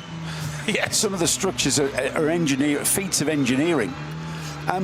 Talking about the darkness, and I'll probably reiterate this story during the race. During those dark COVID months, we had quite an iRacing league going on with quite some notable names part of our iRacing league, and we did the Nürburgring 24 hours on iRacing. We had Adam Christodoulou in our car, and during my stint, I could not see anything. My old eyes, adjusting to the light and the headlights. So I said to Adam, how realistic is this then? Real life must be a lot better than this. And he actually said, oh, it's much worse than this. Yeah. I was like, what? I can imagine. Are you boys crazy? Muscle memory. It's like, and yes, and he the way you drive a racetrack where you optimize every braking point into the corner, every apex, every exit speed, optimized, you know what's coming. That's how Adam drives the Nordschleife. That's how these drivers are driving the Nordschleife in this top class. They are absolutely optimized. Even in these conditions where it's a relative voyage of discovery, finding grip, going on the brakes at the last point and finding the grip, they are driving these cars as fast as they possibly can in whatever the prevailing conditions are. It's quite phenomenal to see. It is, and it's quite interesting. At the moment, we're riding on board with the VW Golf, so a very different performance potential to the SP9 class cars. But again, It is being driven to the maximum of what that car can do. The revs are totally different. The stage is still the same. Just want to go back to that period of iRacing. John Hindhoff and I did quite a lot of the digital NLS series, and it was so good, the graphics on that. Within a few moments, I forgot it wasn't real. But where it was fantastic was the fact you'd have an incident, and you could ask the director to show it to you from multiple angles, because mysteriously, in the digital world, he could have a helicopter above the car at every point on the circuit. You could see every accident from forward, backwards, sideways. So it was really good. But the point I want to make about that is the fact that an awful lot of the drivers, to keep themselves in, didn't know how long they'd be out of racing during COVID. And BMW in particular put their entire media team on it as well. So they were going, we're keeping you on the money for when we go back racing. A lot of engineers came across, and everybody that had their eyes just opened enormously. You already had a toe in that pond, or maybe a lower leg. But honestly, we had up to your shoulders. You know, think about people like Bobby Thompson, Daniel Rowbottom, Adam Morgan, loads of touring car drivers, loads of engineers who went all. We raced 3 nights a week. You know, it was a great excuse to you know, what are we doing tonight? Oh, I can't. I've got a league race. Transparent, I don't want to go back to those COVID days, but it was we helped each other through it. We all helped each other through it. There had to be a way of killing those hours somehow, and also find some racing somewhere, and you couldn't do it for real in those days. So it was an excellent backup, and of course, many of the drivers that are competing here this weekend love a bit of sim racing on the side. Some of them are only here because of their success in sim racing. Chris Lulham's in a car again this year, who has shared, by the way, with Max Verstappen in the past, been a race winner with him in the past, indeed. So Lulham, who made his name in sim racing, loving the fact that he is back again for a full metal drive, as you coined the phrase, Bruce. Just caught sight, by the way, of Lance David Arnold, who's now in one of the HWA Evo Rs. That's the number 61, the black car, and he has just snaked his way through Tiergarten and Hohenrhein to go back onto the main straight and potentially another full lap. Well, he's done half of the Grand Prix track. We await to see whether he will hit Hatson back. That car's running 4th in SPX. And still we go on with the potential for the odd sector here and there to be improving, but nobody's going to get anywhere near to an 8:14.9, I'm going to suggest, probably for the rest of the night. Just want to introduce a name who's sort of a man at the moment in the world of Porsche, Lauren Heinrich. Yes. He did 4 years with the Williams eSports team. 19, I think not. 2017 to 2020, so first year of COVID, he was still in there. But it was the fact they discovered other people who did iRacing and put them onto, you know, Formula One teams were employing them, putting them on their sims. Because they already had an understanding of how a sim would work, of course, because that was their background. But then it was suddenly a springboard for an awful lot of people to come through. But to me, Lauren Heinrich was a name I was only really, you know, he did Formula 4 up to that point or whatever, a bit of toe in, a bit of Porsche stuff, not at the top level. And then suddenly you look how he's just evolved, and he's now pretty much the go-to man at Porsche. The last year or so has been phenomenal for him. But, you know, for him, COVID was a good thing. It gave him a shop window. Yeah. Chan Guven as well, I'm told by John Hindhoff, of course. Chan Guven is now regular in the World Endurance Championship, but driving here this weekend for Manthey in their Grello car, the 911, joining Kevin Estre, Thomas Preining and Matty Campbell. Speaking of that car, it's turning right now and heading towards the latter portion of the lap. So Flanscott not that far away for the 911 car.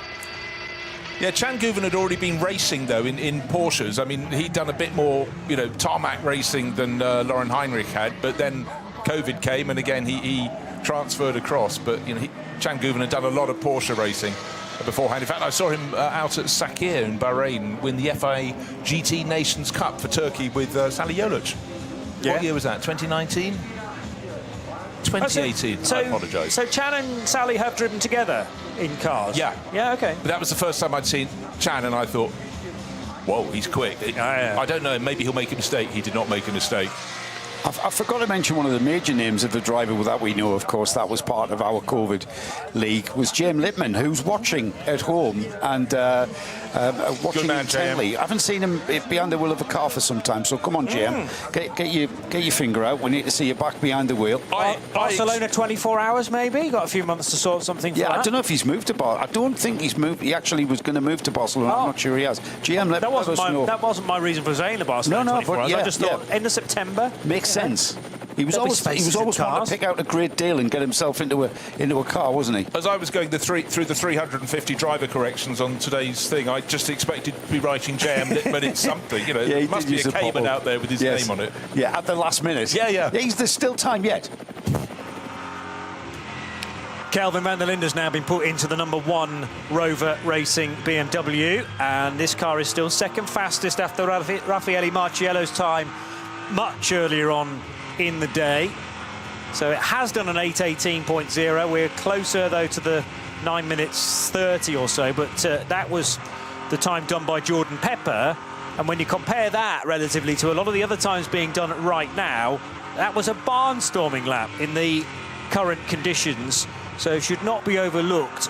We've recently had a 9:36 from the 44 Falcon Motorsport Probably still car. Klaus Bachler, I'd think, in that one. Let's have a little It was probably a Bachler tie. Oh, it's Morris Shoring on board at the moment. Yeah. Maybe it was Morris, actually. I don't know.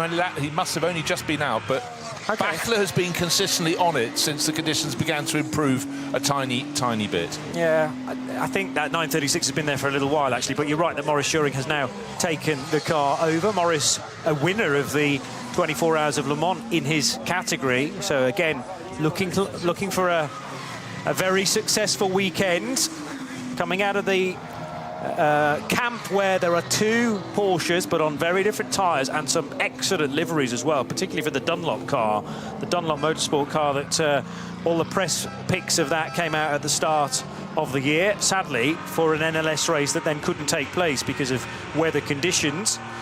But we're excited to see how it gets on, although Dorian Boccolacci has already been in the barrier in that car today in this session in number 17. Alessio Picariello's been out in it since, so that rather suggests that there's nothing crucial that is broken on that car, but they may still be working on it. It sits in the pit lane. Right, we're very nearly at the one, nearly just 2 hours to go in this. I just want to apologise. My maths is normally fairly good. I was saying it's about a 40-second deficit from the best time to the worst. Absolute arrant nonsense. Best time in this session, 9 minutes 32. Best time in this morning's session was 8 minutes 14. So let's call that, between friends, an awful lot of time, or 1 minute 16 seconds. So we are nowhere near improving. The light has actually sort of freshened up a bit, but it's about to flop into darkness. Track conditions improving in part, but still super, super tricky. But for the teams, it's rotate the drivers through and try and keep it on the island. Johnny just moved back from the screen, a move around the outside at the end of the Dottinger Herb. Which was closing, though. Which was closing, yes. The door was closing for Kelvin van der Linde. He committed to the outside line coming out of Antonius Bucher. And the problem was there were 2 slower cars that he needed to get by there. One on his left and then one immediately in front of him. So that's another thing. You know, 1 or 2 drivers may have been away from the Nordschleife for a few months, possibly even 12 months. And these sessions do provide the opportunity to be back in traffic, to have to make those split-second decisions again. Kelvin van der Linde, a 9:28.223. So he is even quicker, therefore, than that time offered by Jordan Pepper. And that'll be the quickest time we've had this evening, I reckon, 9:28.2 for Kelvin van der Linde. But compare the 8:18s that we had a slew of and the 8:14.9 in qualifying 1. So we're still a minute and a quarter away from that. But yeah, again, signs that this track is getting more grippy all the time. And Thomas Preining reaching the end of Hatzenbach, now back in the 911, the Grello car. He's purple through the first 2 sectors, Bruce. Yep. He's picked himself already about a 1.5 second advantage just through those first 2 sectors. Now definitely a dry line as he goes to Flugplatz. Will it still be a dry line when he works his way through towards Schwedenkreuz, towards Arenberg, to Foxerer. He doesn't know. He's finding out as he goes, but suddenly things just start. Oh, and he's gone fastest in Sector 3 as well. So we might be looking at a lap down as low as getting towards 9 minutes 25. But if he keeps on at this pace, this much advancement relative to all the quick times that we've seen so far, as rain is in the air as he gets to Arenberg. But it may be light rain, but if he carries on at this pace, there is still a dry line, but definite flecks of spray on his windscreen. Actually, that's rain. There's nobody in front of him, not for some distance, but certainly a fantastic lap from Thomas Preining. Welcome on board, Mr. Snowden. Well, indeed, thank you very much. Good to be back. And it's the nighttime stuff, the exciting bit, the bit we like. And just for a bit of fun, as I've said to John earlier, add some rain in as well. What more can you want? Proper They did. racing. You walked in the corner of the booth, you put yourself down, got yourself comfortable. John's just... I brought it with me. Did you? Yes, you did. I think as Crowded House says, take the weather with you. But there's enough, exactly. But there's enough drama just as the banking lights up, as the light falls from the sky, and all this fantastic fan structures can be picked out in as they become brighter as it gets darker around. But certainly for the car on the track, Thomas Preining is just bashing in those quick sector times. Remember, the fastest time in this session, 9 minutes 28.2 seconds. Fastest time overall, 8 minutes 14. And that was in the first 2 hours of 5.5 hours of practice. But for the cars not in the top few classes, this is their second and final qualifying sector session. The bizarre thing, Bruce, is that it's actually getting warmer outside. And the reason it's looking a little bit lighter is because the cloud is actually lifting a little bit here on the front straight, here on the Grand Prix circuit, and the weather is blowing through. That wind that Johnny was talking about, he was spot on, by the way. It has changed direction, but looking to where the weather comes from, which is roughly southwest, so down towards the first corner from where we are, it's much brighter in the sky. Look the other way, it looks like Armageddon is about to arrive. Looks like something from Independence Day. Not again.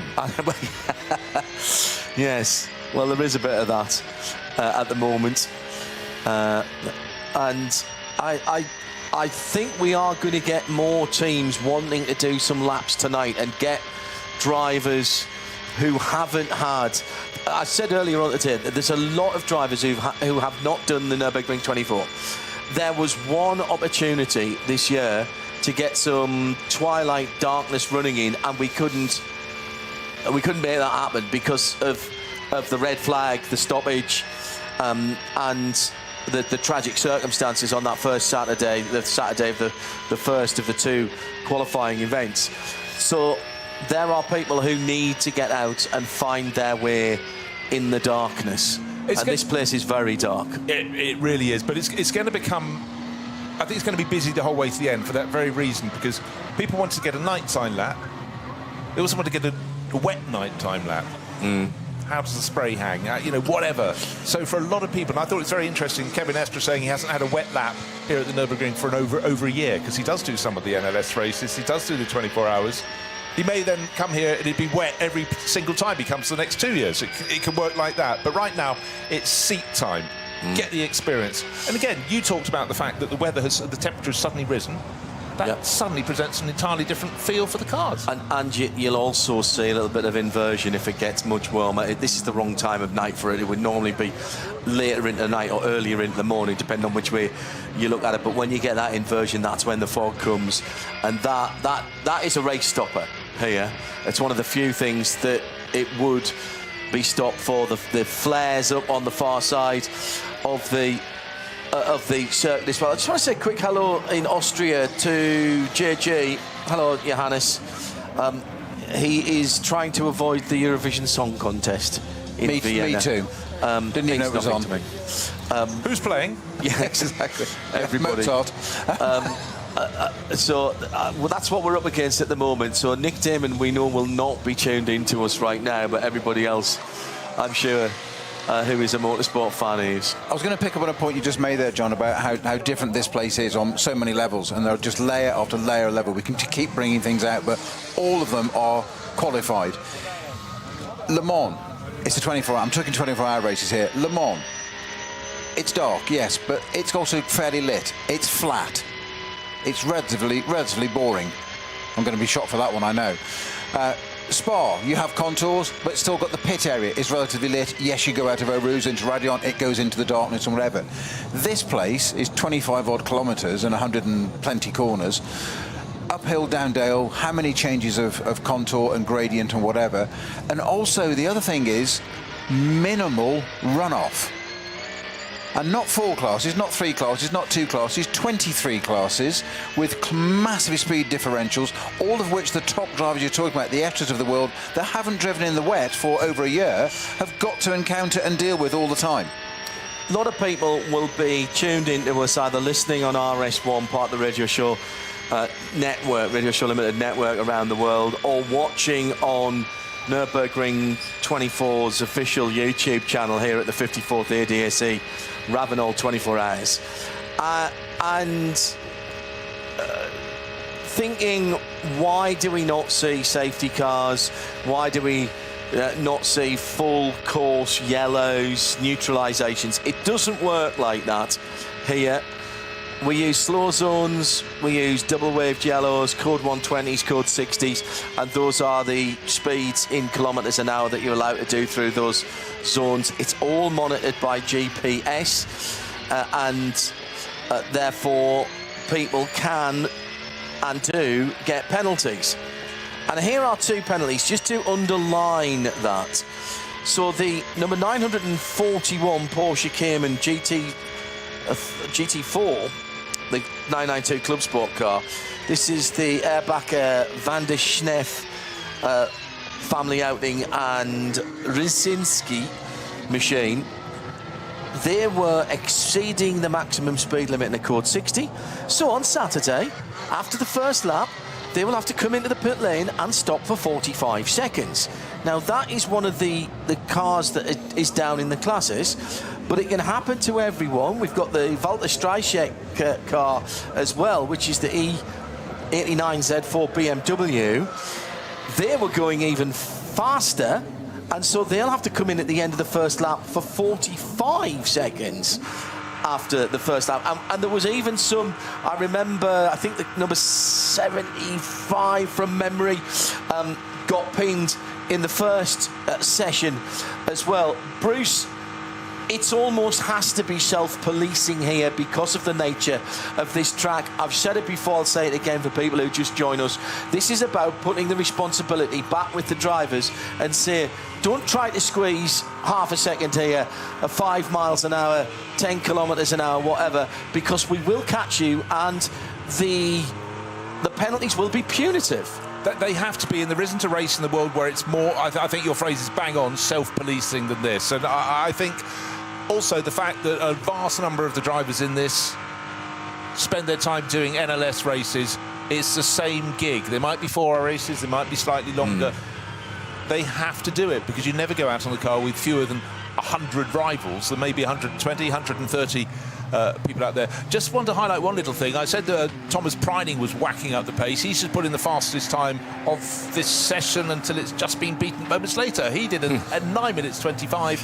Second lap, the 911 Manthey Porsche, and Kelvin van Linde, Rover Racing BMW, 9 minutes 19. I thought we'd get down to 9 minutes 20. We've gone beneath it. So that number 1 Rover Racing BMW, last year's winning car, won the 3rd win for Kelvin van der Linde. He has his finger on the pulse. But this session is far more than about just quick times. As we were saying, John, that other than the very top classes, for everyone else, this is their second qualifying session. But the primary job isn't qualifying. The primary job is getting all the drivers through the sequence of dry-ish in the day, damp in the day, hail, whatever, and then moving into darkness and having the same sort of combinations.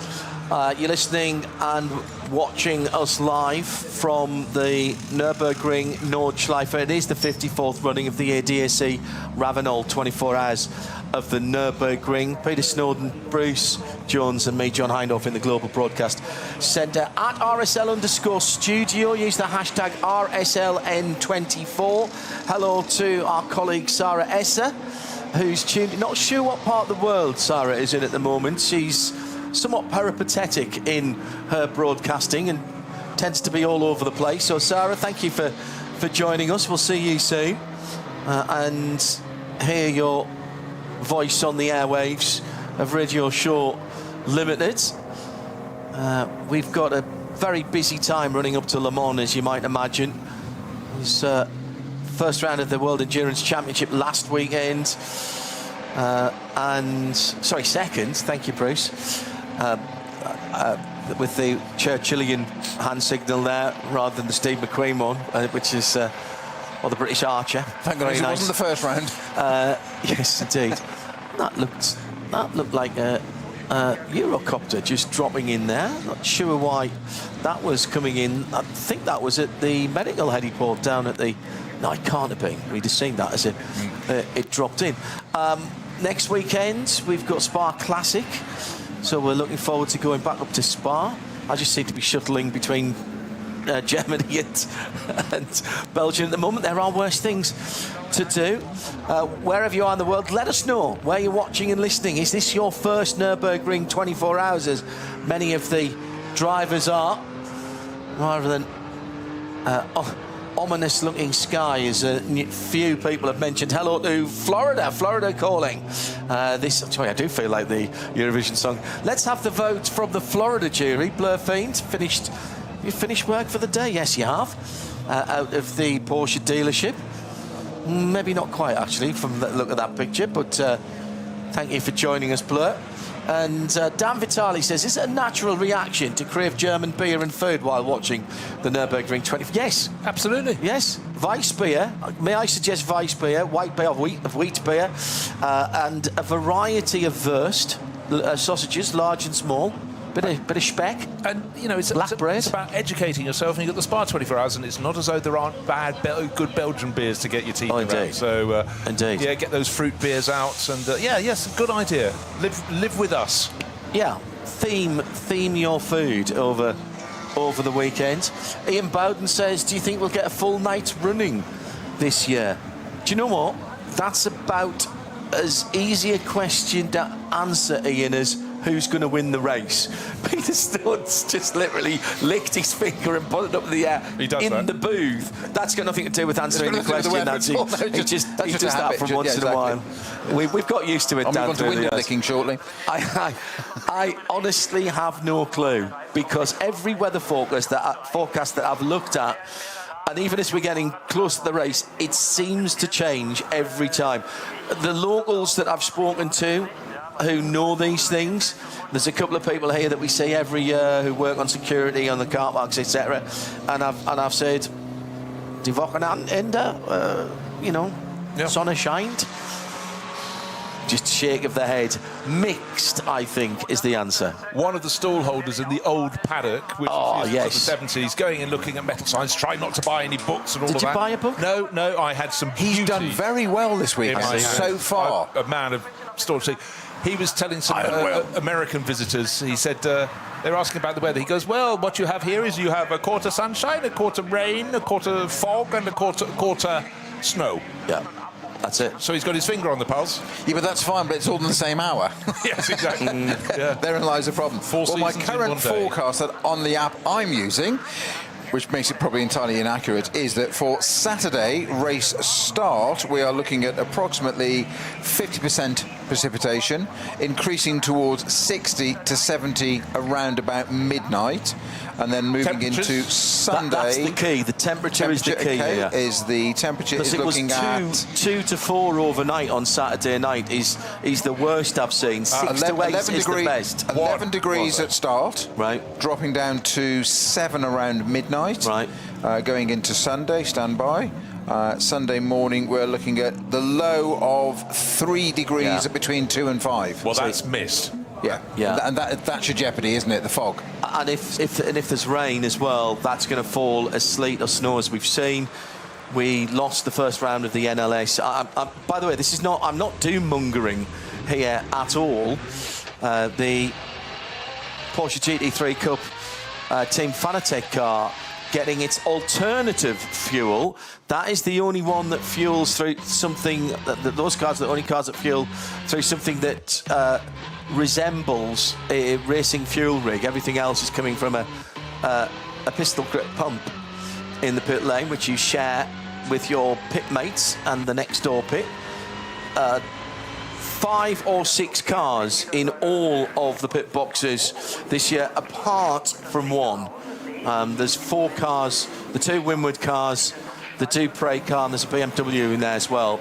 So they're the only ones who've got a 4. Everybody else is 5 or 6. It's been a long time since I've seen 6, but we have got a lot of cars this year. We have a lot of messages to look out.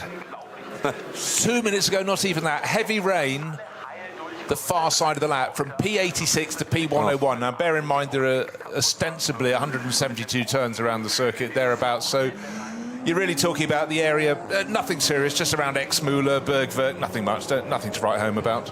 Schwedenkreuz to Adenauer Forst as well, so in the early part of that lap.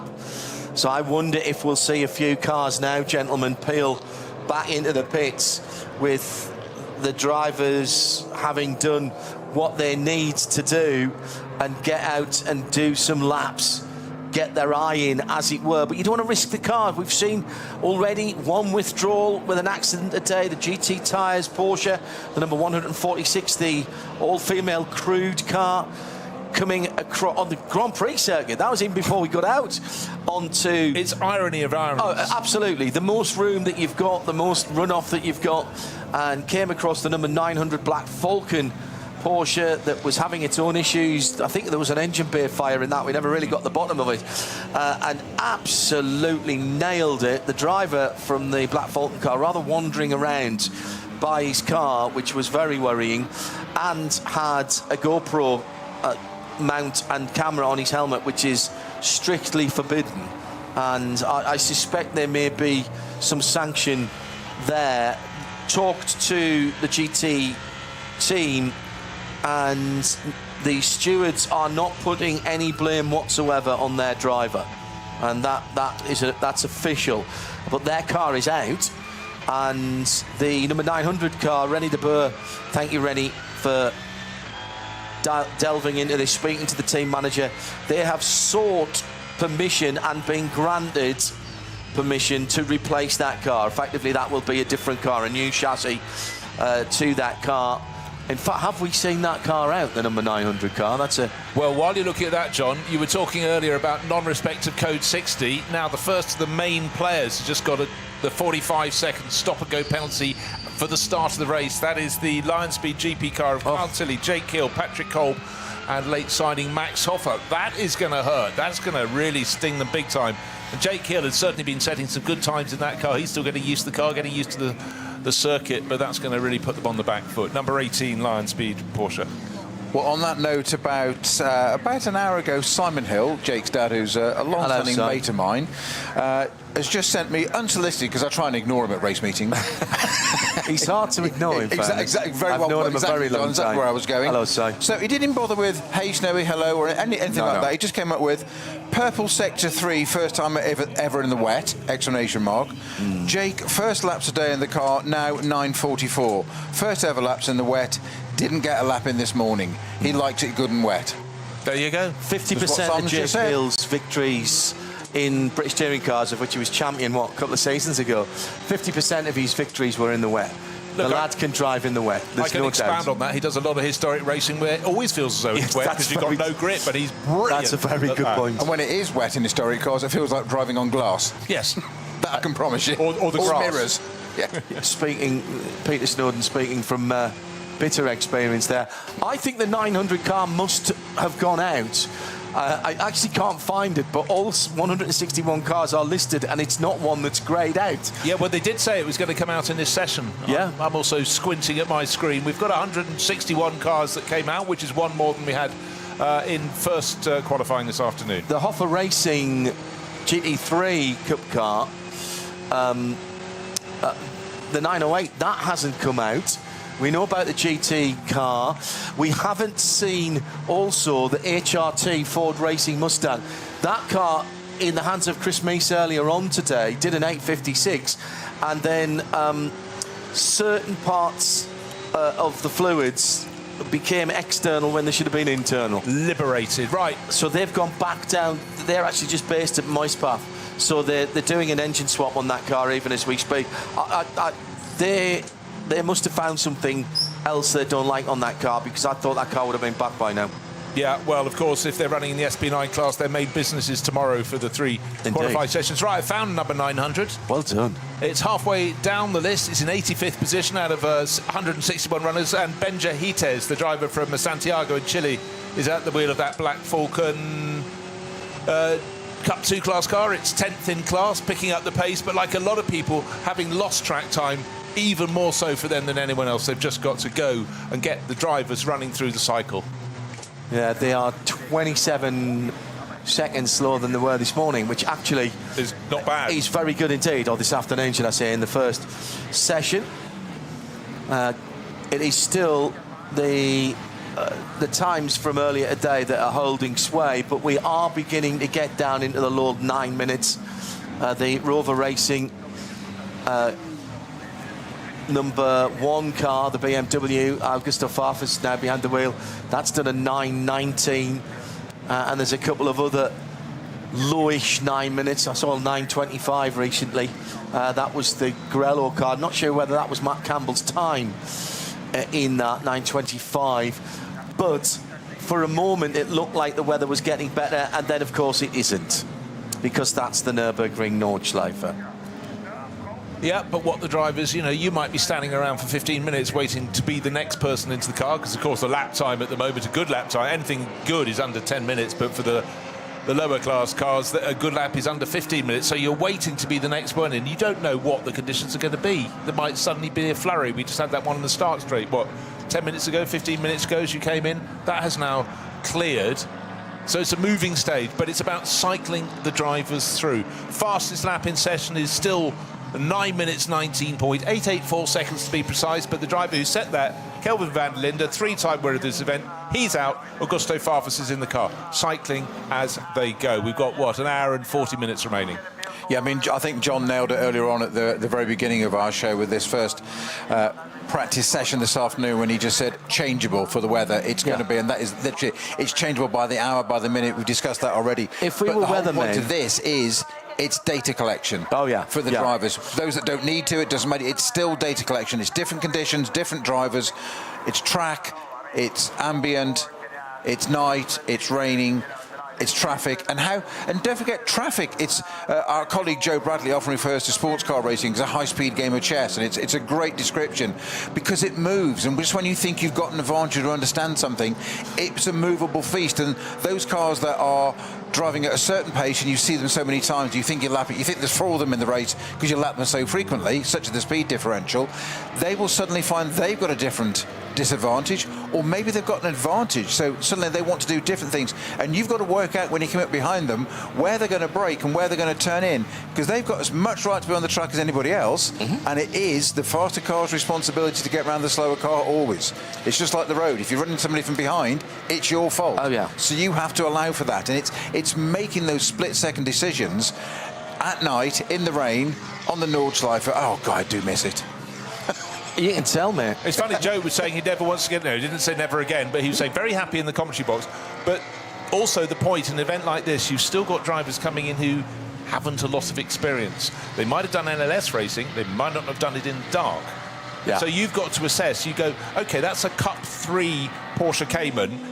That should be this sort of pace, but within that class you could have a splay, particularly in the wet, of 20 seconds in terms of lap pace. Bruce, and don't forget, it's relatively recently that the qualifying weekend has included a later race start. Absolutely. So that anybody could get a bit of darkness running. So quite often people would have come here, and still do, particularly this year. It's a bit more old school this year because of the fact we weren't able to finish that race. It is... these are the first laps that people will have done in the dark, and it is, like I said, it's properly dark. This isn't Daytona dark. It's not even Dubai dark, which is pretty dark. It's not even Sebring dark, which is pretty dark on the far side. This is something else. It's like the old Le Mans here, where somebody brilliantly, before the chicanes were put in, so before 1991 was the chicanes? Le Mans, within a year or so. Yes. 89, sorry, 89. 1990. 89 was the last year without them. Really? Has that clarified it? Yeah, 89. Yeah, okay. Yeah.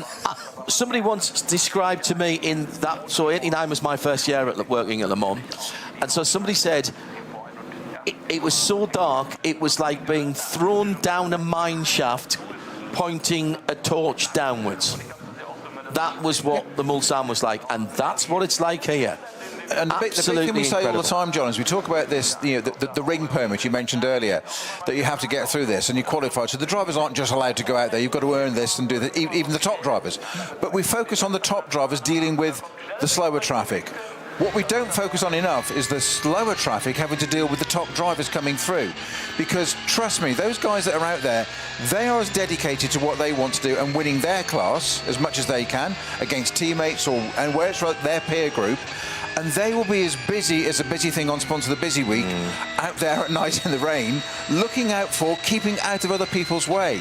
Yeah. But, as I mentioned him earlier in the show, John, the great Jerry Marshall, the UK motorsport legend, he said of drivers, when you're learning to race, when you're a novice, relatively, when you're new to this, yes? He said, if you're not up to speed yet, he said, stay where you are. Do not move. Correct. Do not be kind. He said, it is not after you, Claude. He said, no. We will get round you. And he said, cars moving to get out of your way because they see you coming up behind fast is the worst possible thing you want as a quick driver. OK, can I just pose one element? You're a driver, let's say you're in the slowest car in the field. Which is the Dacia, probably. I wasn't going to go there. No. But, so you could be, let's be kind, 30 seconds a lap slower, more. And some. Anyway. OK. But at one point, you're going on your own, in the dark. Yeah. You need to cross. You're going to be on your racing line. You have to cross from the right-hand side of the track to the left. The faster driver's coming through. What you have to be clear to those drivers, they have to just stay where they are, as you pointed out. Because if they suddenly go, I need to go to the right, then the direction the car wants to go is the other way, and you're going to spin. Yeah. So the faster driver has to understand what scope they have to put their car where. And interestingly, and I think Snowy, I hope you'll bear me out on this. Actually, in the dark, it's not as bad as in the daytime because you've got at least the headlights to warn you. It's difficult to see how far it is in some of the smaller cars, and the closing speeds are quicker. But at least you've got some idea of that somebody's coming. In the daytime, it's like riding a motorcycle. You check over your shoulder, you check over your shoulder again, you check over your shoulder again, and then you turn in and you've still got a GT3 car right alongside your door panel because the speed differential, round some of these corners, the GT3 cars have got so much more downforce, so much more even mechanical grip, that they are turning in at speeds that are unimaginable for what is a fairly unmodified Cayman or that Audi S3 we're talking about, the Dupre driven by human beings, who are driven by human beings, not aliens. Not always.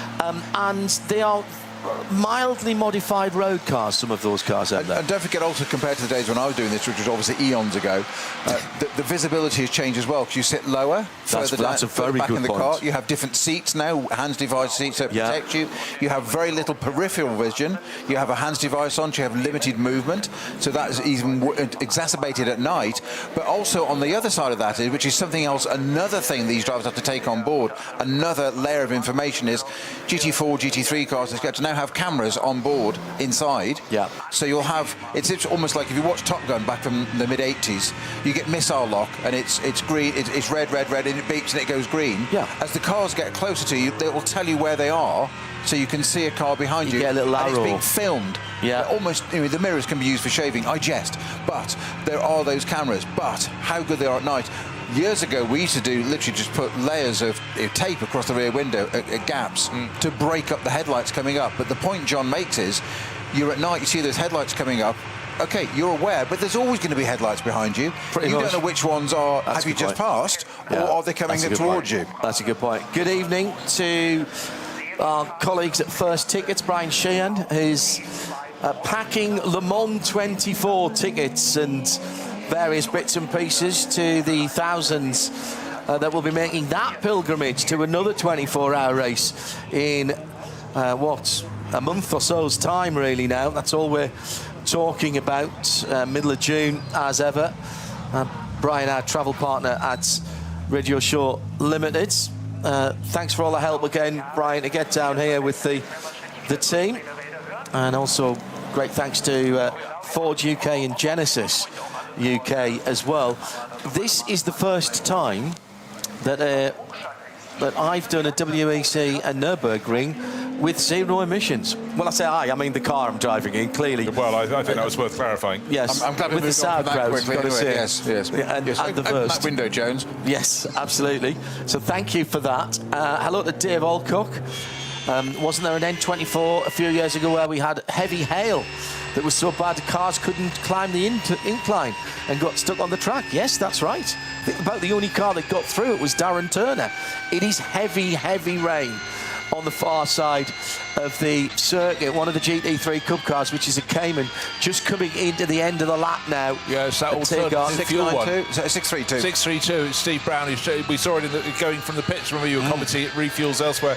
I just want to pick out a point. When I just was trying to do some maths, I think my maths ability's got out the window this evening. I said, the fastest car to the slowest will be about 30 seconds. Thought it was more, couldn't think what it should be.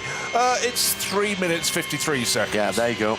To the VW Sirocco 477 as best racing. Well, that's in the VT2 class, VT2 front-wheel drive, but nobody is going to be picking up the pace at all, because certainly the last third of the lap, it's very wet indeed. You can hear it drumming onto the track, off the track cameras. Lance David Arnold's just been talking down in the pit lane. He's out of the HWA, one of the HWA Evo Rs, those throwback retro styling cars, very much up to date underneath the skin, the 61 car. He said it's very special when you go out for night training.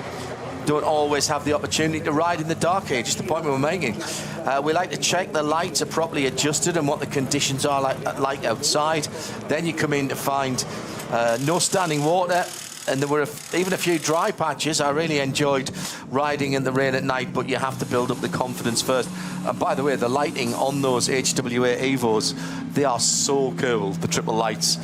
In the front, the Dacia's in the pit lane, getting a new set of tyres. The Durr Motorsport number 69 McLaren. They've got 2 McLarens here, 2 different McLarens.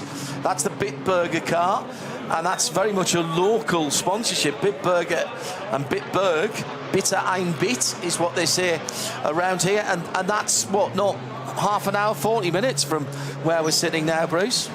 And a third of their annual consumption is going to be around the edge of the circuit this weekend. I you know that? Probably, yes. Mostly at Hatzenbach, I suspect. Yeah. It's funny how certain sponsors stick in your mind, don't they? That Bitter ein Bit. I mean, that's from Schumacher 1980s. Benetton. That's what I always said, mid-90s.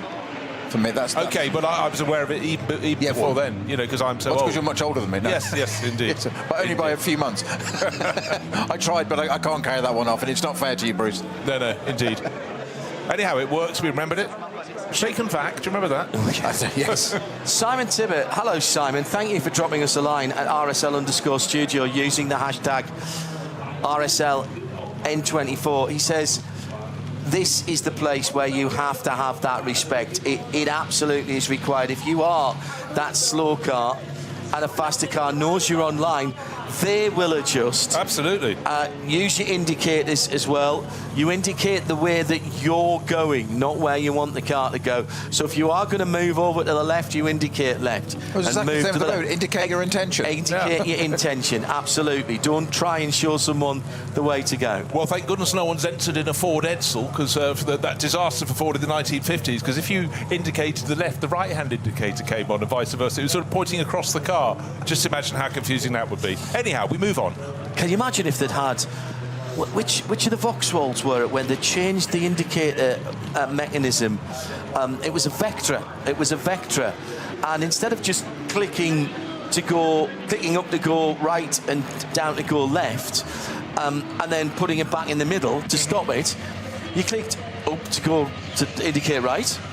And then to stop it, you had to click up again. But of course, nobody knew that, so you pulled it down. How do I cancel? Oh, now I'm indicating left. No, hang on, now I'm indicating.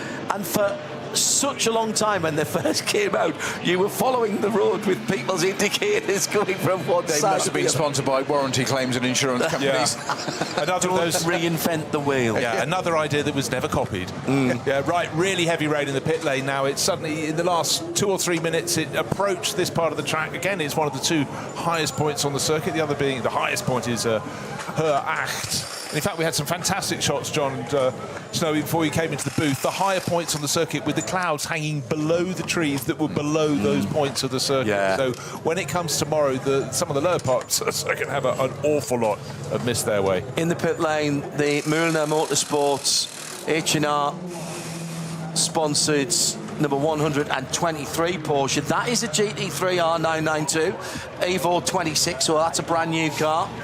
That's the Martin Rum, Ben Benagel and Alex Brundle car. Alex added to that car, I mean, like 24 hours ago or something. It was just before we left home, and I left home on this week, Wednesday afternoon. Okay. Yeah. Yeah, no, it came in and then they didn't release an updated list until the last 24 hours. Alex was going to do the pit walk with me for Midweek Motorsport on Wednesday, and quite late he said, I can't do that, and now we know why. So I'm not holding it against you, Alex. I have to say that Alex, a class winner here for Aston Martin with Jamie Chadwick and Peter Kate. Alex has done a lot of races here because he's done one with Martin in the past, if not more. But, you know, for him, this is the big stage. This is SP9, and it was a car that, you know, it's interesting that you get a car so late on that's running in the top class, only 2 drivers down. But, you know, when people look at those gaps, they go, right, what can we do to make it happen? And because also Alex has raced quite a lot with Mühlner Motorsport over the years in other categories. You know, he's an obvious fit. You want someone you know, you trust.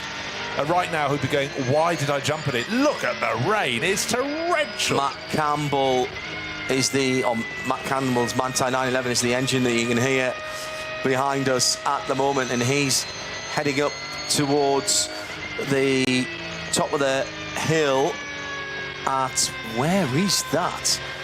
I thought he was going up towards the Schwedenkreuz area, but I'm not entirely sure now. If he turns right in a moment or two into the Vauxhall, I was right. If not, I've got no clue where he is. I think it's so dark. No, Schwedenkreuz. Yeah. Really? Yep. Wow. Yeah. But it feels like it because it's one of the few points on the circuit with no tents, no campsites around there. Lovely little twitch there. That was in a straight line. You heard the engine rev up there for Matt Campbell, a flat 6, 4.92 litre. Listen how low the revs are. He's using the torque there. The TC's turned right up, probably at this point, as is the ABS, as much as those drivers like to do it. But listen how low the revs are. Well, that's how long it's taken him to get to the top of the Foxhole. And listen to the That's why I wasn't recognising it, because he was going so slowly. Good heavens! Now coming down the Foxhole, Fuchsrue. Slight front end twitch there. It's if you're at the absolute edge of aquaplaning there. Right, we said that a lot of teams need to rotate their drivers through all of this. I think for a moment they might just back them off a little bit, because this is potential disaster. I'm on the radio now saying, come in. Get back to the pits and come in. That's exactly what he's doing, but he's trying to do it really carefully. But he's on wet. He's obviously on wet tyres. The rain is bouncing off the track now. It's you know, when did it start raining up here? Not even 10 minutes ago. So your biggest danger now is standing water all of a sudden. Correct. And he's going slowly, so he's not getting the benefit of any downforce. This is pure mechanical grip. This is relying. Good heavens, he's come out of Adnar Force and climbing up again here, but the standing water, the puddles, there's a lot of resurfacing that's gone on here that has smoothed out. I heard you guys talking about it earlier, Bruce, that has smoothed out various areas. It's not necessarily any more grippy, and it's still quite new tarmac, and you can just see a little more reflection on the track. This is the sort of weather that when I'm out on my motorbike, I park the bike up and stop, because this is awful weather for motorbikes. So now starting to come down the hill again. Yeah, down to Verstappen. Yeah, all the way down the hill to Verstappen. So 3 right-handers here, and he's ticking over. He's literally surviving this at the moment. Earlier on, Peter, when it was drier but cold, and Kevin Estre was out there doing his thing, which he does very, very well, even then you could see him struggling with the front end of the car. Generally speaking, you'll get, in a rear-wheel drive SP9 car, you'll get heat into the rear tyres of whatever manufacturer that is. but the fronts will cool down the quickest because there are some quite long straight stretches here, and you can't keep the heat in them. And one of the biggest problems with the mentality of a racing driver is they've never been taught to drive slowly. So this is absolute torture for him, because he doesn't want to do it. And the problem is that you'll do it and you'll think, I'll be sensible, I'll talk to the team, I'll do that, so and so, and then all of a sudden you'll just want to put a few more revs on, and it'll just spin up, or it'll lose and you've suddenly swapped ends, and then you've got to explain to everybody.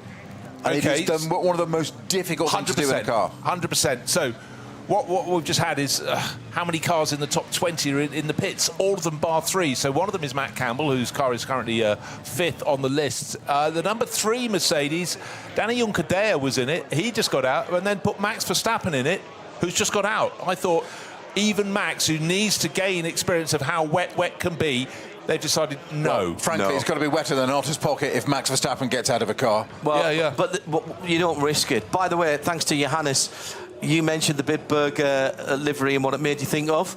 Then it's done its job, because it's a that car, that McLaren, is a tribute livery to the Michael Schumacher Benetton. There you go. So, I didn't know that, so there you go. It's blue and yellow. Just check the underside. That's all I'm saying. Just check.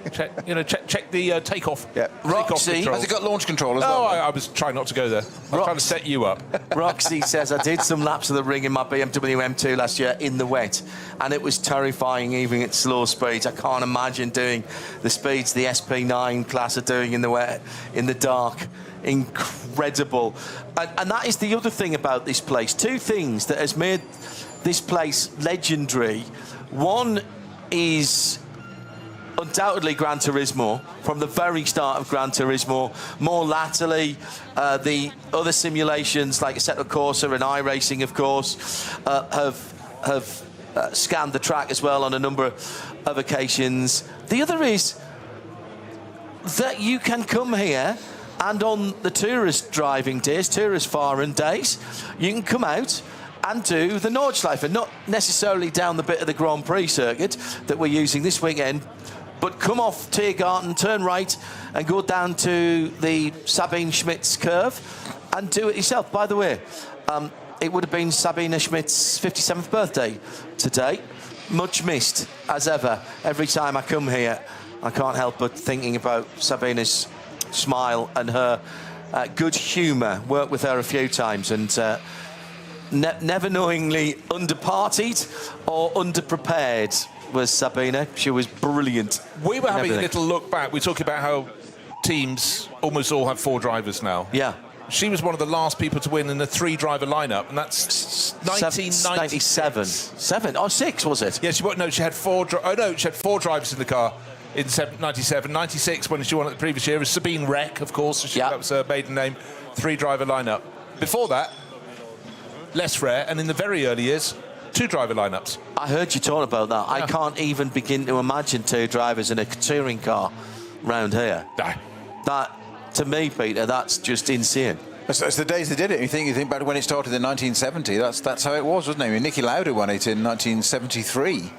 Was it the first 4 years were all BMW wins? Porsche, 3 Porsches, 2 Fords, 3 Fords, 4 Fords in a row, and then it went back to BMW again. If I'm right, it's wasn't it a 2002 that won it first time out? Yep. Yeah, and the second time, then he went to tiny. That's in the historic races now. That's a tiny little car to run around here for 24 hours. Nothing like these monsters we have now. But that's evolution. That's 54 years of progress. There are very few people out on the circuit. Matt Campbell still working his way back. Alexander Sims in the Scherer Sport Audi R8, the number 16 car. We've got the Hankook Porsche, number 30. Probably about 40 cars. 40 cars all in, and just that number is dwindling with every lap. Sorry, Bruce. Just a matter of interest, John, Bruce, both of you. We were talking about the 911 Porsche. Who's at the wheel of that at the moment? It was Matt Campbell. Matt Campbell. He is still making his way back. Yeah, that's what I said. Just come through. I think he stopped for a barbecue, on the Dottinger Her. He's bringing that car. Because the point is, this session now, this is why we're saying so many cars in the garage now. Frankly, when it's this heavy with rain at this point of the weekend, I know it's not much fun for us or spectators, but there is not a lot of point in circulating. You're not learning anything. There's more to be lost than there is to be gained. What was it? In the blink of an eye. A very good friend of mine who used to work for, when it was Pratt and Miller, rather than just Pratt Miller as it is, now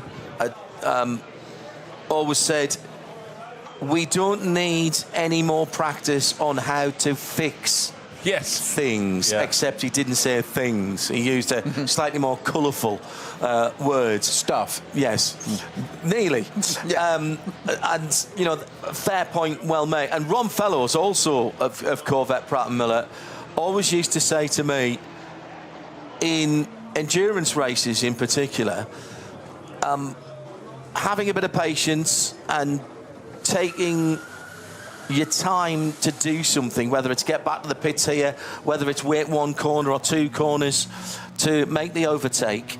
Okay, that might lose you 5 seconds on a normal racetrack. Round here, it might lose you 2 minutes. And he always used to point at his pit crew and say, those guys are the best in the business. There's not much that they can fix in 2 minutes. If you've broken it. Yeah, there's an old adage I was taught when I first started doing this malarkey, and I'm sure many more before and many after were told exactly the same thing, and it still rings true no matter half a century on. Sports car racing, endurance racing is all about stay out of the pits, stay out of trouble. Yeah. But by the way, the engineer that I was talking about was none other than Dan Binks, and his son has moved into the family business, I guess you could call it now. I reckon there's, in the top 30, there's only 4 or 5 cars still out there. The Durham Motorsport McLaren is still out there. But let's talk about the last lap that the Hankook competition car did. So they've come past. So the Hankook competition number 30 car, which at the moment, which is the Porsche, which has got Jong Young Kim. Yeah, Jong Young Kim behind the wheel, Korean driver. That last time was a 17 minute and 14 seconds. God, that's my time in the dry. 17 minutes. Yeah. And that is because he has literally been bringing that car home at the absolute most careful he can do. Right, wind it forward from Thursday night to Saturday night. If it's like this, they're not in the pits. They're going to have to just be out there doing their business. Now, one thing this provides an opportunity is to see all the cars in the garages, and your eyes are not deceiving you. The garages have to be incredibly organised because you can have 2 by 2, you can have 3 rows, you can have 6 cars in a garage. It takes quite an orchestration, and there's a sort of sod's law dictates if your car is pushed to the back of the garage for repairs, another car in your garage will be put in front of it for their repairs. Other garages will be empty. Yeah. It's really tricky, but it's always been a feature of this very race. definition of teamwork. Yeah, well, exactly. And you've only got one pump. There's only one fuel pump for that garage. So there could be 6 of you sharing a pump. In the old days, it was 1 pump between 2 bays.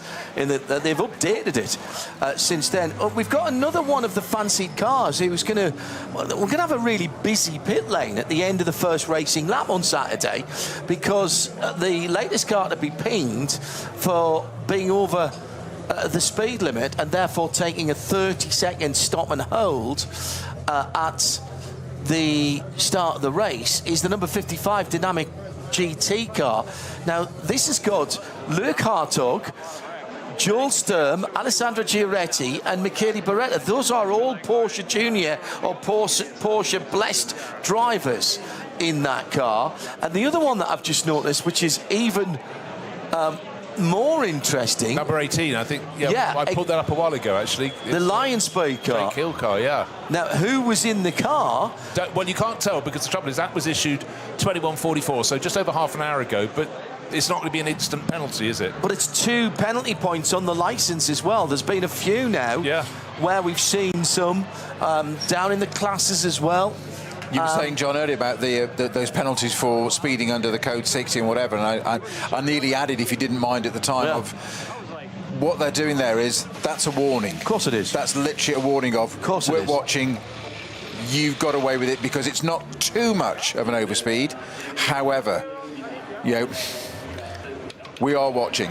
Well, and let's remind ourselves, in NLS races and indeed in the 24-hour race, we have seen drivers being called back to the pits and told to get out of their car, hand over their permit, which is then shredded into tiny little pieces, and they've got to start the permit process all over again. Now, if you've got 4 drivers in the car and you go down to 3, then you can probably continue. If you've got 3 and you go down to 2, you can't. And we had that exact thing happen in one of the 4-hour races in the early part of the season. I'm still trying to see whether the 67 still hasn't. The HRT Ford Racing Mustang, sorry, must not start with the number, still has not got back to the pits from the HRT Ford Racing base, which is just up the road at Mice Path. And if you are just joining us, other cars you will not, another car that you'll not see for the rest of this weekend is the GT Racing number 146 Porsche. That was involved in an incident earlier on today, not of their making, but that car's been withdrawn. And that was an incident with the number 900 Black Falcon Porsche, which has been, effectively the car's been replaced. It's still wearing the 900, but it is not the car that it was this morning. BMW with the M3 Touring, and that effectively is the M4 GT3 running gear with a body that's, I mean, there's hardly a panel on that car that it is the same. And it's the Touring, it's the estate car body, which does actually give you a slight aerodynamic advantage, I've been told. Yeah. And they've got a honking great wing on the back of it as well, because it's in SPX. Yes, it's sort of imaginary formula, but remember, we have had estate cars going very well in touring car race with the Volvo 850 quite a while ago now. The Subaru won the British Touring Car Championship as an estate car. I'm still going back to the Peugeot 806 Super Touring, which was the one-box MPV, which had the Super Touring, so it would have been the 406 underpinnings, maybe, of the Super Tourer. And with the boxy body on, it did the Spa 24. And it was up for sale 2 or 3 years ago, maybe a little bit more than that now. I remember talking about it here. About how much fun this race would be. They would find a class for that in this race. Yeah, I mean, it's always been a nature of something they do, and Creventic, famous also for creating classes, so people can go racing as well in the 24H series. But this really is such a melting pot, and I love some of the liveries. Just a short while ago, looking at a car that could only come from Texas in terms of its livery. It's running an SP10. It's a BMW M4 GT4, draped like the tricolour flag of Texas. Judson Holt, Dave Ogburn, Denny Stripling and Charles Russell Turner out waving the stars and stripes this weekend, but more than that, waving the flag for Texas. Great to have them on board. Just getting some news in, actually. Matt Campbell was out there competing his mandatory laps. However, hearing from Porsche that the Australian right now is only a reserve driver. Well, it was a very late entry. Yeah. So if everything stays the same, he will not drive in the race. Okay. So he's there, but he still has to complete his mandatory laps. Of course, that's the thing. The Falcon Porsche number 44 is the one that has completed the most laps. They've done 18 at the moment. And here's a great quote from Patrick Niederhauser in the Lamborghini Huracan, the number 84, the Red Bull Racing car. He said, in the heavy rain, we actually were out on intermediate tyres, which worked relatively well for most of the track. But when I arrived at Schwedenkreuz, I was doing 40 kilometres an hour and still aquaplaning. That was a bit hairy for a moment, says Patrick, master of understatement. But generally, I'm happy with the car in the rain. We weren't quite as competitive as we would have liked, but otherwise, we're on the right track and well prepared. Master of understatement. I just love the idea of this torrential rain and going out on intermediates. What could possibly go wrong? You test them. Different. Exactly, yes. What do we think then? Where's the crossover You got the point? short straw on that one. Well, you go and find out. Dear me. It's scary enough in the dry and the daylight. Just been joined by one of our colleagues, Carlo Velti, who is working for Nitro this weekend. The live stream. Oh, the German live stream. Okay. All right. So you can switch over and listen to Carla. I thought I heard your voice on the PA earlier on, so I did hear your voice on the PA earlier on. Rather confused me for a moment. They asked me, but my German was too rusty. So rustic, yeah?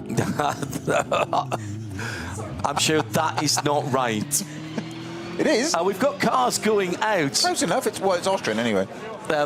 We got cars going out the pit lane, including one of the BMW Z4s I've just seen going out. The Rover Racing BMW with Augusto Farfus at the wheel has gone out. The Gororian RT car collection Porsche, the number 4 car, in 17th position, has gone out.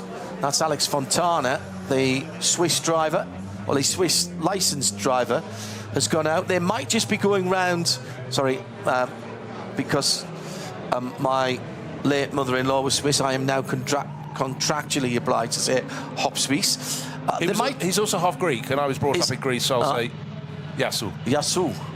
Well, in this weather, it's Yasu Nafti, isn't it? Hello, sailor. Indeed. Because it's absolutely... You could be wakeboarding out there. Right, I know it's wet, but how do we get to hello sailor in 2 sentences? Well, there you go. Don't ask. I know it's late. I know it's that kind of show. They might be going around the Grand Prix track and back in at the moment, just to either scrub in some tyres or try something. Matt Campbell and Grello fans, big anniversary for Grello and for Manthey this weekend. And they had all of the cars out. Yeah, and they're all in the fan zone. It looks great. On the start-finish straight. Very corporate there now. I nipped over just in case I could find some books that needed buying. No. Don't really buy books now. There, you can buy your manufacturer's jacket. All right.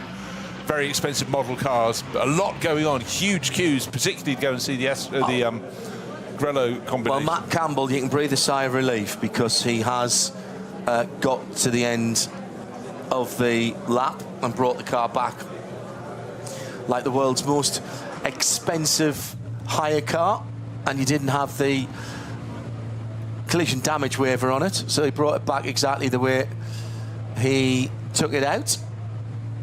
Team will be happy with that. I just want to say hello to our friend Peter Kate as well, who I think was out a little bit earlier on. I saw his name on the timing screen, driving with Czerny Racing again, and also following the progress of one of the BMW teams this weekend. I'll give you more details about that later on. Made the acquaintance of a brand new driver here this year. He's gone from Ford Fiesta Cup in Ireland to here in one swell foop. Mondello Park, Nürburgring.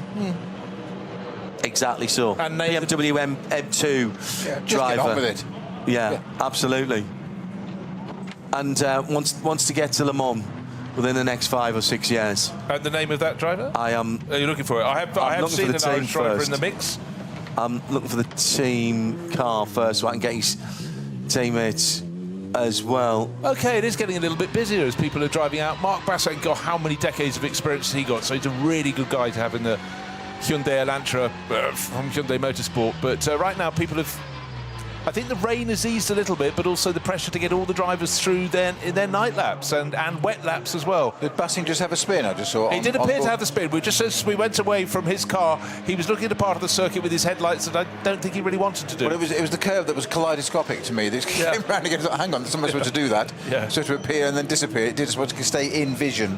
Now, one of the things that drivers always need to do in night time, you mentioned this earlier, Snowy, is adjust their headlights and make sure they're working. And again, you see teams putting up great big white boards in front of the drivers just to help hone them in. Yeah, well, they'll have settings and markings on that, and it's all been sort of calibrated and data stuff on it there. And that's one of the things that I've said this before, that from the days when I first started doing this, we talked about this 54 years ago. We're talking about 2 drivers in a car, and okay, they were touring cars. The cars were relatively slower, but it was still driving around here, and the safety was a lot different than the cars as well. The headlights were so much worse. But the headlights, we talk about tyre technology, suspension technology, isn't it? headlight technology and tail light has evolved so much now. In the early days, literally, I joke, when I was racing, it was a couple of wet candles, and if one went out, you carried on, but that was it. I mean, I remember doing a race at Spa in a Group C car, and we were running second, and the reason we were black flagged was unknown to us. The multi-block, which was probably a 3-pin plug and something like Maine's, something from the local DIY store, had rattled loose, so the tail lights had gone out, and quite rightly, they stopped us because you couldn't see the car. We could see from the front because we've got headlights, but that kind of thing just doesn't really happen these days. Not so much. That's one of the biggest things of these cars, is there's so much reliability now. Yeah, everything's just so much better. And we were saying this the other day, weren't we, about road cars? Nobody makes a bad car these days. The last 10, 20 years, nobody does. All the jokes we had about various brands have gone because nobody makes a bad car. And everything's reliable. You don't. In our youth, we saw old bangers on the road. Different coloured door panels and bits and things that come off a breaker's yard. That was just a VW Harlequin. That was meant to be. Oh, yes, there was that, wasn't there? There was that one. Yes. We started with the Beetle, isn't it? As originally they did that, I think. As my father once said, and remember, he was a police officer for all of his working life when I was alive. Well, it's not pretty, but it will confuse the witnesses. It's indeed. It's going to attract attention as well. Look it up, kids, if you don't believe me. It was literally a VW Polo that had every door, every panel on the car was a genuine VW colour, but was just different. Yes. Yeah. But here we are, 30 odd years later, talking about it. So it, again, Bitburger, as we call it now, is that effect. It has that effect, doesn't it? So I think the Grello was looking to a driver change. Matt Campbell tippy-toed that in, and I do think they were looking to do a driver change, and that obviously the number board won't update until it goes out, and I can't think what the system's called now on the top of the screen. What's that? Ticker tape? No, on the screen, the system that changes the number and the class and the driver name letters. There's a... Trusses always reminds me what it's called. I'll look it up. I know exactly There's a system for it. Lumirank. Lumirank, thank you. Yes. God, pulled that one out of nowhere. Yeah. Yeah, there goes good old metal roller I did that deliberately. He actually fell for it. We knew he knew. Yeah. He knew we knew. But we wanted it, and he just rose to the challenge. You say it's like Max Verstappen, isn't it? Your wish rises to the challenge. Is their command. Yeah. We wanted to know who's going out to the Mante car. We still can't tell you, but we know it's about to go out. Just waiting for 911. It's a well-oiled team. It is.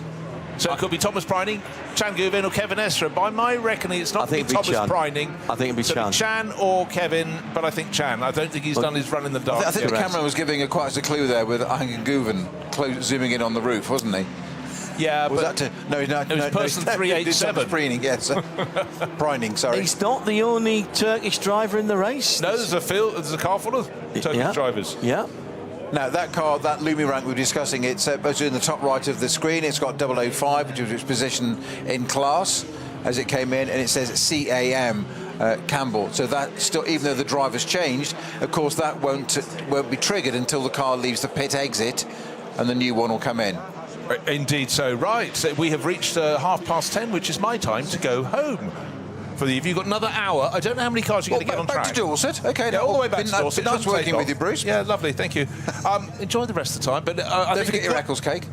Well, never leave an Eccles cakes at home. Right, for a lot of drivers, they can wait no longer. The rain is not bucketing down in the pit lane anymore. It's still raining a little bit, but this final hour is about getting people through their night laps. But maybe a bit like with Matt Campbell, they're going to have to tiptoe around and go, that's the lap, I'm back in the garages. But all is set. And for all the top cars, of course, John, tomorrow we get to top qualifying, and then that is a whole other matter. Yeah, we'll talk about that before the end of this session, actually, just to set you up for tomorrow. Thanks, Bruce. Thanks also to Johnny Palmer and to Joel Bradley, who'll be taking their leave now.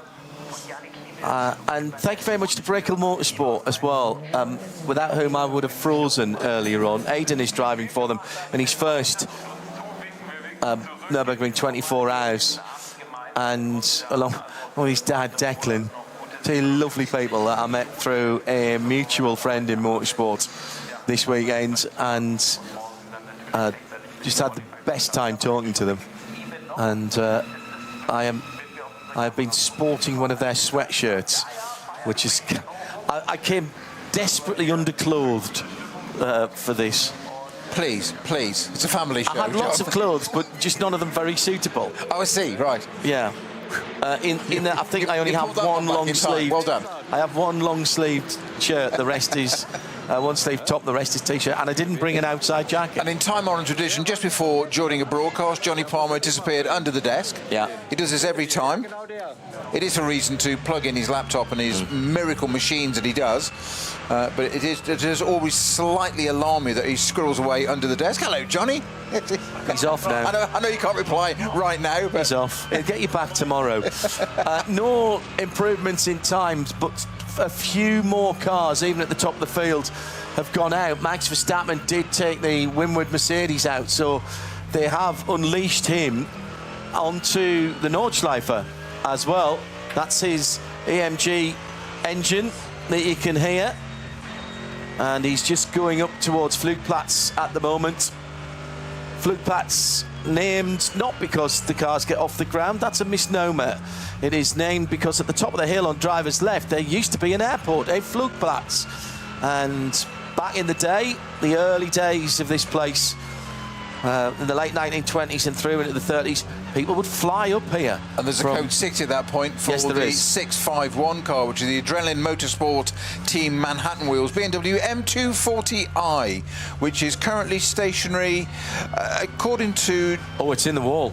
On driver's right. GPS Auger is telling me that it's kind of in the middle of the track, so that's probably fairly accurate. They'd like it to hit the wall and bounce back a bit. So now there's one of the BMW class cars, and now Max Verstappen has been unleashed. The conditions are clearing up considerably to what they were a few minutes ago, when Matt Campbell could barely get into third gear around the top of the foxhole, which is where the number 3 AMG is now. Down through the foxhole, nothing ahead, but still a little bit of mist in the air being lit up, and the flare back, the reflection of the tremendously efficient headlights, nowhere near full throttle there. Sensibly can't use the curbs now around this part of the circuit that Max is at now, through Adenauer Forest,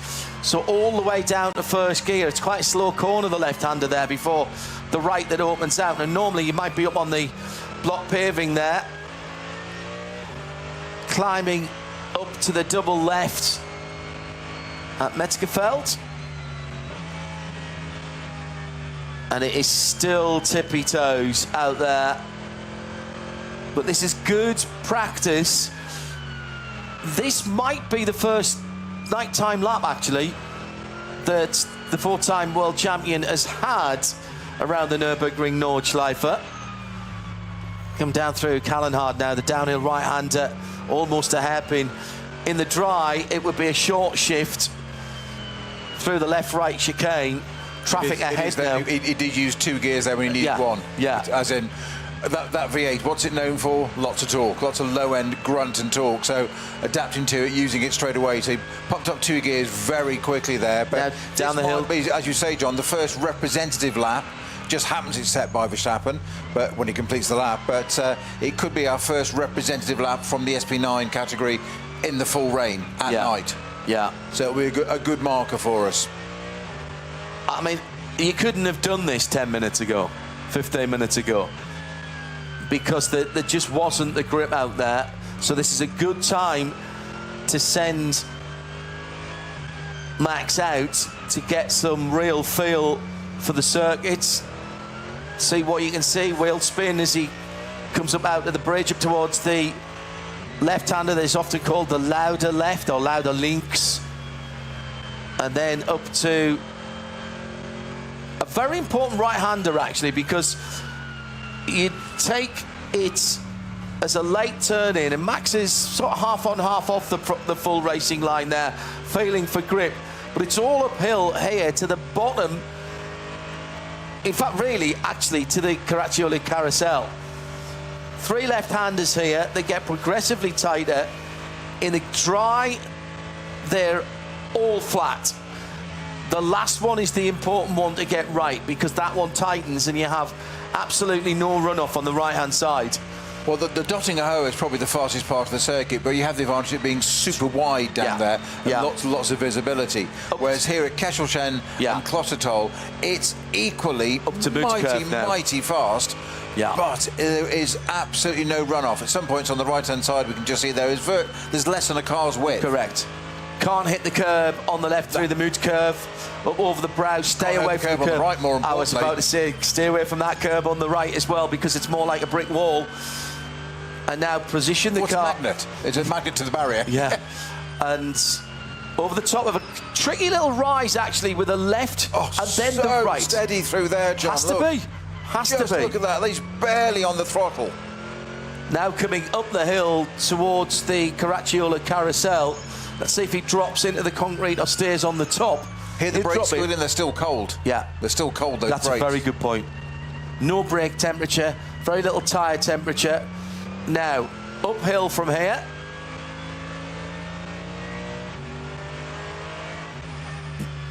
Just a dab of throttle and then off again, because he's got no heat in the front tyres here. None at all. So I think this is his first lap in reality in the dark. He's done tens, hundreds, thousands perhaps laps in virtual reality, but what he's feeling here is the rise and the fall. Over the brow, very carefully. That's normally off the ground. It's the highest part of the circuit. That's normally all four off there, isn't it? Yeah, well, before the right-hander. It's throttle off. Yeah. This time through there.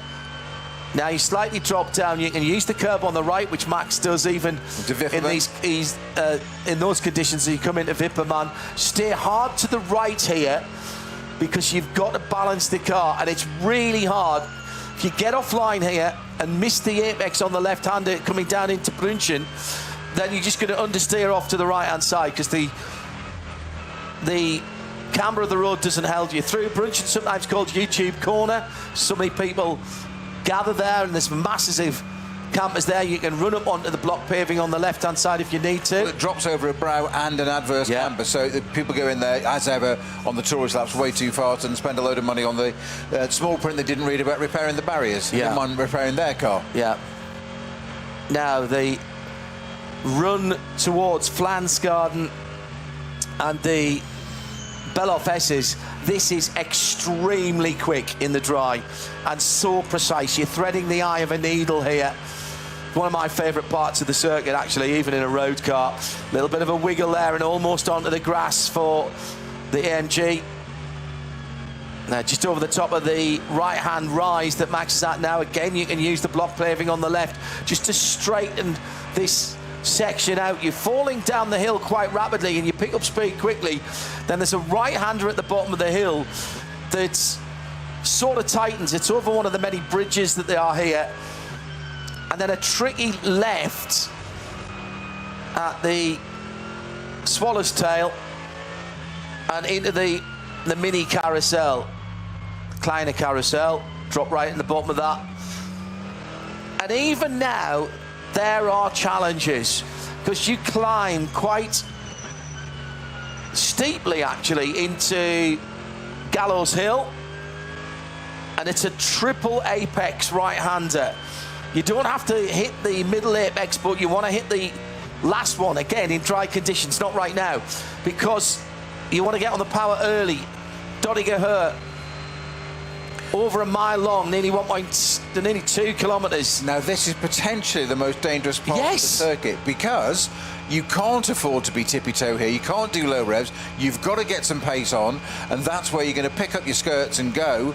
And you're now going to potentially get into aquaplaning, and that you've got to be so careful coming through the King. Only just went into top gear at the exit for the tourist laps, coming into Antonius Bucher, the little left-hander under the Bilstein Bridge, and that was a lift and a down change there. Now that, in the dry, in a road car, is flat out. You just look through the corner. Doing 240k down there at the moment. So he's not hanging about, but that looked pedestrian through there. Really early on the brakes into the Tiergarten. It's so tricky. And again, squeaky brakes as Peter Snowden. Yeah, down to 120k for Tiergarten. Yeah. Onto the start-finish straight. And that car's best lap tonight is a 9:34. That was 1 hour, 8 minutes and 5 seconds. 68 minutes and 5 seconds. That's because that was an outlap, and tells you how long that car had been in the pits. Now, we've got a steaming, what? Is that a Cupra in the pit lane? Yes, it is. Yeah, 808. Well, it's in a state, I know that. Sorry, if you're a dance music fan, you'll get that one. Has got a dry ice vibe about it. That's absolutely. Ibiza, here we come. Oh no, it's a Cupra, not an Ibiza. I'll get all of these out the way right now. So that car being pushed into the back of the garage. 808 is, in fact, so one of the. Is that a TCR class car, or it's the Asbest car? Is it? Yes, it is, and it is the TCR car. That's the Japanese, Korean, Polish and Chinese, or at least Hong Kong Chinese drivers. And that is in SP3T. Now, the reason you put your TCR in SP3T rather than TCR is because you want to have a different tyre. The top classes here are open tyre, but some of the classes are mandated a particular tyre. Actually, you know what? Before things hot up, let's have a quick shufty at the class leaders. And I'll do it as Joe did in reverse order. SP3 is the BMW number 277 in 157th position. The BMW 325 Ci category is the 152 car that leads its class in 159th position. We then go to, scrolling down, the BMW 325i class leader, the number 100. That's in 126th position. And Toyota Gazoo rookie GR Yaris leads the SP2T, the 109 car leading its class. The V5 category is a Cayman, the number 440, no team name there. And SP3T is Max Kreuzer Racing in the GTI Club Sport 24. I watched some on board of that earlier on. That car was quick, but I'm going to have to check that. I think that might be with being the Club Sport. Is that an all-wheel drive car, Peter? The GTI Club Sport 24. I didn't think we had any all-wheel drive cars in this event. Other than the Audi Quattro. The Other S3. than the Audi Quattro. Yeah, the Dupree car. Anyway, that car is the Max Kreuzer Racing car, the SP3T. It's in 115th place, leads its class, and that's the number 10 car. Next class leader, as I'm coming up, is the VT2 Hecker, which means rear drive car, and that's the Ravenol Japan Toyota GR Supra, number 519. The BMW class, which is the M2 Racing, the G87 cars, that's the Valkenhorst Racing, number 898.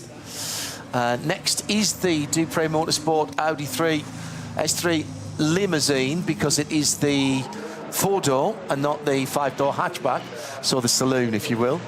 It's a Dupree Motorsport car, VT2 front-wheel drive, the number 480 in 99th position.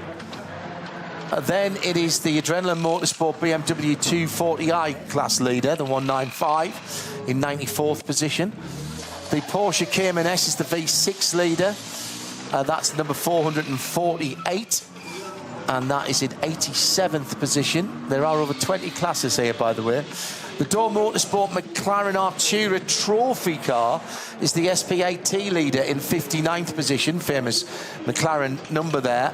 The Reiter Engineering Porsche 911 GT3 Cup SP7 leader, the number 91 car, is in 65th position. In TCR, Mark Basseng is in the pits at the moment for the Hyundai number 830. They've bossed that class for years. The SP40 is the Max Kreuzer Racing GTI Club Sport SP40 leader in the number 50. Now, that's the one I was watching the onboard of earlier on. That SP40 category is the one with the two development engines, Elantras from Hyundai in that. Cup 3 is a 718 Cayman, the WNS Motorsport number 562. That's right at 50. Just one place behind that, Max Kreuzer Racing VW Golf in SP40. The Dirk Adolf SP Pro 992 Porsche, the Manthey car, is leading its class in 47th for number 992 as well. Black Falcon number 632 leads AT2, alternative fueled. That's a Porsche GT3 Cup. The 632 in 43rd position. Just seen RPM Racing's 777. That's Patrick Heisman. And that is Tracy Krohn car as well, the RPM Racing run machine. They are in 31st position and leading the Porsche GT3 Cup car for 992 Cup class cars. 992.1, I suppose we have to say now. There's none of the new cars here. The 81 alternative fuel class is the Audi of Max Kreuzer Racing. The number 75 car, they're inside the top 30 at 27. The K. Kramer Racing UG Audi LMS GT3 Evo 2 is the best. Sorry, no, I'm talking complete nonsense. The BMW M Motorsport is the SPX leader, which is the Touring. That's number 81 in 12th overall. These are the times that were set earlier on today. And all of the top 11 are SP9 standard class car. An SP9. I don't have an any SP9 arms this year. No, just the SP Pro. Okay. And the top runner in SP9 is the overall leader and the times, with the 8:14 that was set earlier on today, some 3 seconds quicker for the Ravenel Windward Racing AMG GT3, the number 80 car. That was who set the time in that earlier on today, Peter? The fastest time in the Windward 80. Fabian Schiller. Sorry. At RSL_studios, we've got a few more cars coming out. I think Max Verstappen came straight back into the pits after that. He did. Exploratory lap. I mean, it was a tremendous lap of 68 minutes, wasn't it? Yes. I mean, it's hugely impressive. Yeah. Very tongue-in-cheek. You've got me thinking here, John, and this is... He's done a lap. Listen, he's done a timed lap in the dark, in the wet. Yeah. Mission accomplished. Exactly. He brought the car back. As you'd expect of somebody of his level. As you said, look at Matt Campbell's not even potentially racing this weekend. He tiptoed around in second and third gear to get that 911 back. And we are not criticising these drivers. They did what they had to do. What's the four-wheel drive car you think's in this? The Dupre S3 limousine. It's the VT. It's the. Which class is it in? The VT Hecker. Hecker's rear-wheel drive. They were moved 2 seasons ago out of the rear-wheel drive car class into the front-wheel drive class. And I think it's still the Quattro, the S3 Quattro. I would go down and ask them, but they're in the same garage as Max, so we're not allowed in there. None of the press are allowed. It's listed as front-wheel drive. Is it? VT2 front. Yes. It used to be. The class? Yes. Okay. They put the all-wheel drive car in the front class, I think. I'm not doubting you. I'm just. Right, I'm going to look it up. Good journalism. It's the family have a fantastic history in racing, and they've been running cars here for years. It's Dupre, D-U-P-R-E-E, isn't it? Racing. And they have a little tuning company as well. So they've done all the work in-house. No, it's Dupre with an accent. Dupre with an accent, right.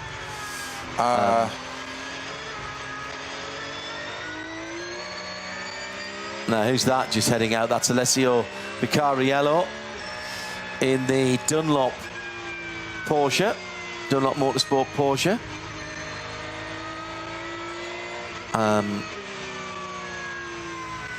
I think you're absolutely right, John, that it is entered in the VT2 front-wheel drive, but it also, that class can include rear-wheel drive. It got moved out of the rear drive class a couple of seasons ago because they were doing rather well. And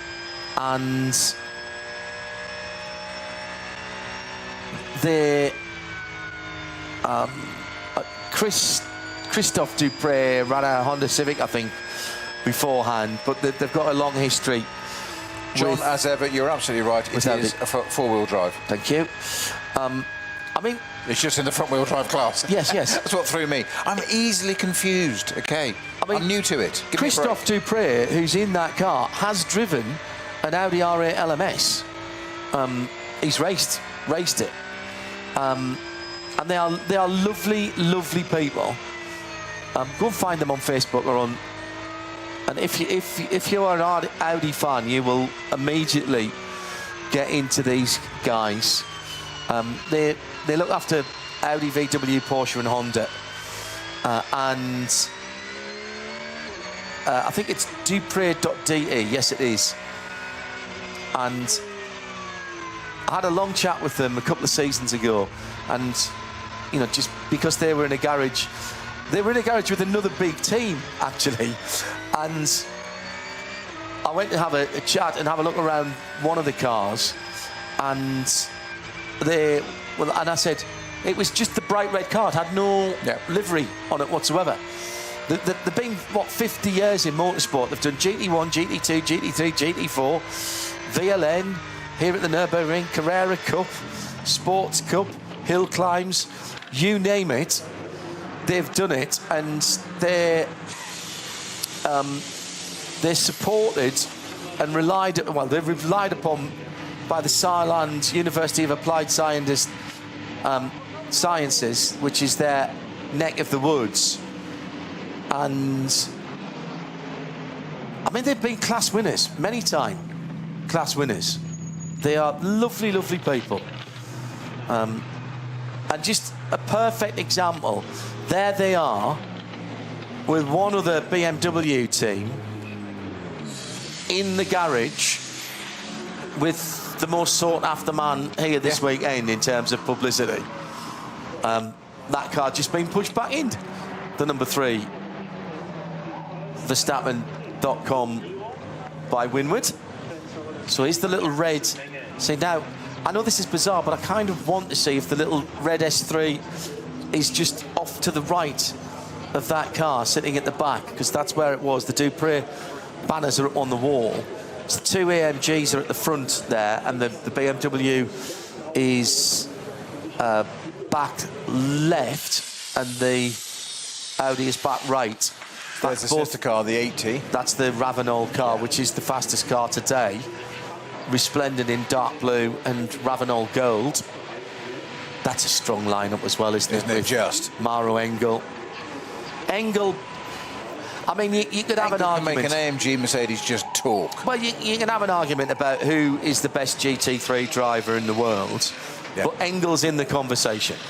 He has to be in the conversation. I would certainly say he's the best Mercedes driver in the world. Do you think so? Yeah. I mean, he's got some stiff competition, even in that car.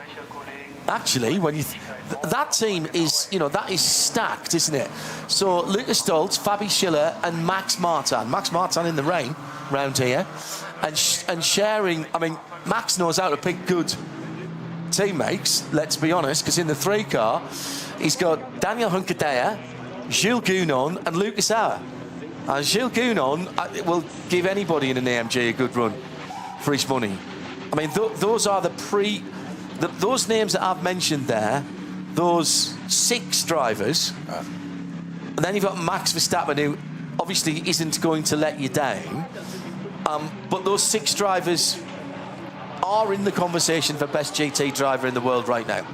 You made me laugh earlier or made me giggle to myself when you were talking about Jean-Marc Gounon, Jules' father, who was paid for a season of single-seater for him, then said, right, the rest of it, get into Carrera Cup, get into Porsche, get into, with the roof over your head and doors and whatever, and that's the road for you and the avenue for you. And boy, was that the right decision. But it made me giggle inside because I was very, very lucky in the dark mists of time to have him as a teammate, or I was his teammate one race at Monza in GT1 days. And he was absolutely mad as a balloon. Yeah. Wonderful man. Oh, yes. A crazy company, and stories, tales I can tell you over that weekend. I cannot tell you on air. No. But nothing nefarious, but just so funny and just uber cool, and got in the car and just did the job. And outpsyched one of my teammates, Mr. Bobby Verden-Rowe. Ah, yes. And did it so beautifully, so nicely. It was such a neat thing to watch doing. I once described it as he just got inside his head and scratched around a bit. The Dunlop Porsche, the number 17 car, spotted without any headlights. So they'll be getting a slap on the wrist of that. And I'm sure they would have wanted them. Yes, indeed so. I think they've been already summoned, actually. Talking to Maro Engel, as I brought his name up, and I think it was what was it at? It was at might have been, it was the back end of last year when Max Verstappen was here in the Ferrari, and Maro was at the 24 Hours of Barcelona, and I was talking to him about, I see you everywhere, and he said, yeah, well, I'm not surprised. I'm doing 40 race weekends this year. 40 race weekends. That's no testing, nothing else. These guys live in the cars, and all right, I know in certain series you change your tyre manufacturer. GT3s around the world running on all kinds of tyre manufacturers. Michelin in the IMSA series, Pirelli in SRO, Hankook, Goodyear in the ACO series, and. But cast your mind back, Peter, to when you were doing full seasons. Full seasons might have been, 6 or 7 endurance races, and these guys are doing 40 race weekends a year? Yes, I mean, yes, but it depends on whether you did different series. And don't forget, those are 40 races across probably 3 to 4 championships. Not all of which are endurance, in fairness. Yeah, yes. So you can be doing World Endurance Championship. You can be doing IMSA. You can 24H series. 24H series. You can be doing NLS. Intercontinental GT Challenge, this is a round of, etc. So yes, so you did in the GT days. You did have people that did British GT and then FIA GT. Yes. And of course, since 20 years ago of the advent of the FIA GT3 series. Just one thing I wanted to very quickly mention, John. We were talking about who might be best in a car, and as you say, we like Twitter comments or whatever. But I've just got a little message from somebody. I'm going to ask you. I'm going to put to you what I've just been told. Yeah. And we were talking about who is the best in a car, in the dry, and I'd say Max Martin in the dry. Right, interesting. It's come from Simon Strang. Just popped up with. Yeah. He said he was unbelievably fast in the old maid in 2018 when they should have won it. And he said Maxime is unbelievable. Full stop. Yes, he is. He is. Another one of. Good to hear from you, Strangy. Hi, Simon. The next generation of racing driver being coached by Simon at the moment. He's a young lad, actually ripping up the British karting scene at the moment. Not with one of the fancy teams, but doing great work. Keep your eyes open for the Strang name coming through. The reason I said R was because the Ford Mustang GT3, the Ford Racing Mustang GT3 number 67, has just gone out. Now that is the car that's in the Army colours, and that is the Dennis Olsen, Fred Vervish, Frank Stipler. You know what? Frank might still be in the conversation. I know he's been around a long time. Dennis Olsen certainly would be. Vervish, yeah. Frederick Vervish been breaking records around here in that GT3 car for Porsche, taking on the Porsche records for Ford. He said, I think they set the fastest American car record in a Mark IV Ford GT, and then he took the GT3 out. Chris Meeks taking that car out. That was the car that's had its engine changed, so that's just gone back out.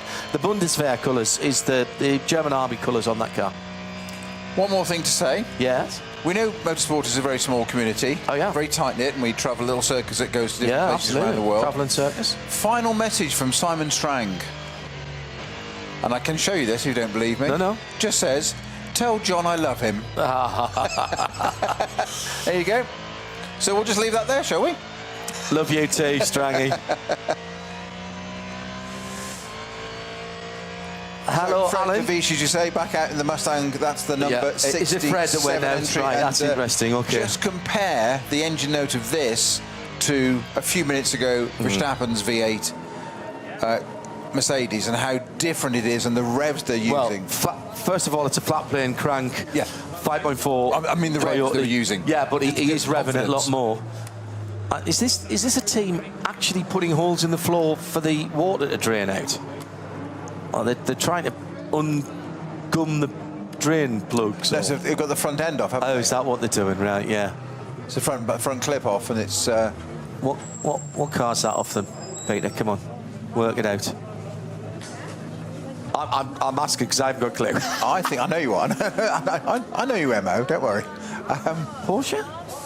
I think that's a Porsche. It's got those big not gaps. Convinced. Oh, it is. Oh, GT4 Porsche. Yeah, but John, you are a Porsche neek. Well, true. True. Meant in the kindest possible way, but you are. Yeah. Johanna says, in this weather, the Bundeswehr Camo Mustang will be totally invisible. Alan, hello, Alan Prosser. Finally sat down, although I'm still at work. Hello to everybody at the Malvern Hills Hotel. Bill and customers Keith and friend all watching.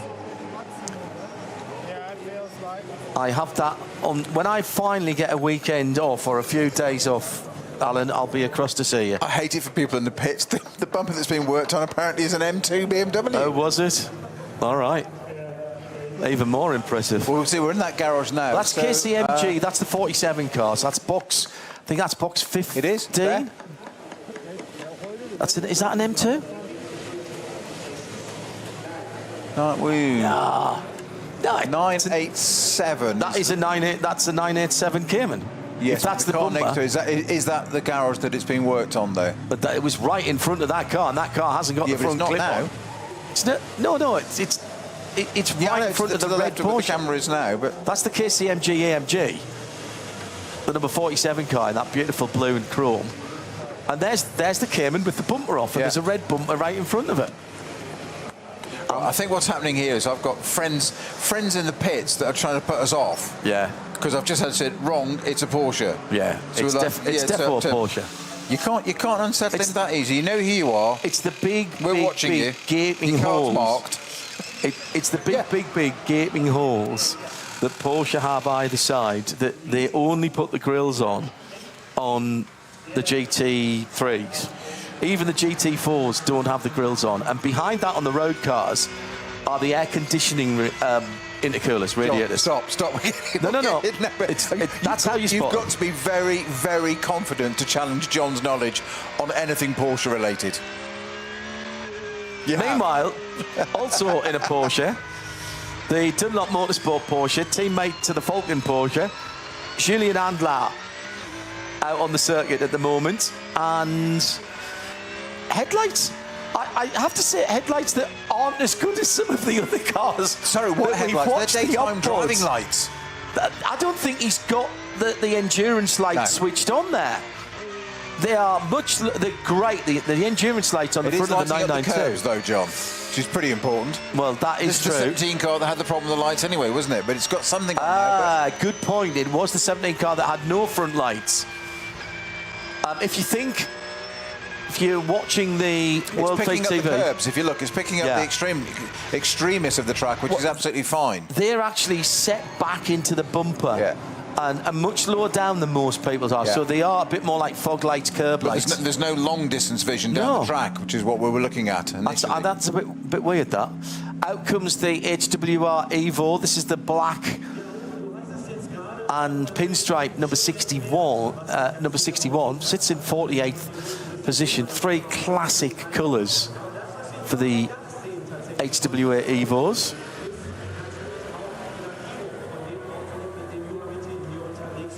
Are they going out in the last, whatever it is, 21 minutes that we've still got left? Been a long old day for the teams today, hasn't it? And we got an early start in the morning with cars on the track at about 9 o'clock local time. So set your watches for that. Hello to Ben. Says surely Kevin Estre has to be in with a shot of top GT3 driver. Fair point. Well, mate, we do this every year. To be fair, I was referring to in a Mercedes particularly. Yes, I took it to the Mercedes level, so... We do this every year at the Maguire's Bathurst 12 Hours. And between myself and Mr. 8 times... Mr. 6 times, sorry, of Bathurst 1000, Garth Tander, and Richard Creel, we debate a variety of categories. Now, just in case anybody thought I was telling a porky when I said there were normal petrol pumps that they were filling from, it is Total Energy Excellium Super Plus, and going into that, was that the HWA that's filling? 80 litres, 81 now. There is no price per litre on there. But I'll tell you why. Well, I'll tell you why that is, because everybody, it is the HWA, everybody pays a fuel deposit when you pay your entry. And one of the most endearing things and the most enduring memories that I have of this race from the early years, and I suspect there's not any difference now, it's a big fuel tank, it's up to 110 litres already. I think it was the first or the second year we used to work in one of the hospitality suites over the pit lane towards the pit out. So when we packed everything up, so that would have been 2007 maybe, 2008. It's going to be 119. Oh, he's gone over. He's gone to 0.1. Don't you hate that when that happens? Yeah, exactly. It's always 20. He's absolutely, the fuel man's absolutely gutted. He's gone to 119.1 litres. He's got to squeeze another 0.99 in now. He's not going to get that in. So as I'm walking back along the back balcony and looking down at the Parc Fermé, we come across a big room. 119.12. Did get a bit more in. And there's a whole queue of people, a whole line of people, and a set of clerks sitting with what I was very familiar with. I started my working career in National Westminster Bank in the UK, in Sunderland. 112 High Street was my bank. 55 6111 was the sort code. And we used to have to add up the remittances during the day. And you didn't do that on a calculator in those days, Peter. You did that on an old adding machine. Pulled the lever. And you had a little printout that did it, so that if you had to go back and check if something didn't balance at the end of the day, you had a record of it. And here are 8, 10, 12 people doing that. Couldn't understand what it was, so I stuck my head in and spoke to one of the guys on one of the teams I knew, who had a whole load of paper in his hand. And the paper was... I can't remember whether it was a blue copy or a pink copy or a yellow copy, but basically it was a copy of a fuel receipt. So every time during the race that you come in those days, that looks like it's a bit more digital nowadays, but I bet there's a receipt somewhere. Then the person who is on that pump, there is an official on each pump, makes a note of it, gets you to sign, and you keep one of the copies. At the end of the race, you take all your fuel receipts in. Your copies are compared with the copies that they've got. Copies, so yeah. let's say your car, number 66, the HRT Ford Racing GT3 Mustang. So they pull out the file for the number 66 car, they look at what they've got, they look at what you've got, they add them all up, and they come to a number of litres of fuel. And then they work out whether they owe you money or you owe them money, because you've already paid them in advance your fuel deposit. But if you haven't used that fuel, if you've gone out early or you've been particularly frugal, then they work out, and I can't remember what the fuel deposit was, let's say it was €2,000, I'm sure it's probably more than that, but let's say it was, and you've used €1,900, they give you €100 back. And if you've used 2,100, that doesn't happen. And then Very you give often. them €100. And it was all being done on old-fashioned Adam machines. And I thought to myself, I love this race already, just for that. If it's not broken, why fix it? Exactly. Absolutely. Absolutely. And it's the reason, by the way, for those of you who perhaps aren't used to this form of motorsport, even in the race you won't see hurried pit stops, because there's a statutory time for each pit stop. And depending on how many laps you do out of the pits, depends how long your pit stop is. And the reason they do that is because with all those fuel pumps down the pit lane, it would be impossible to equalise the fuel flow.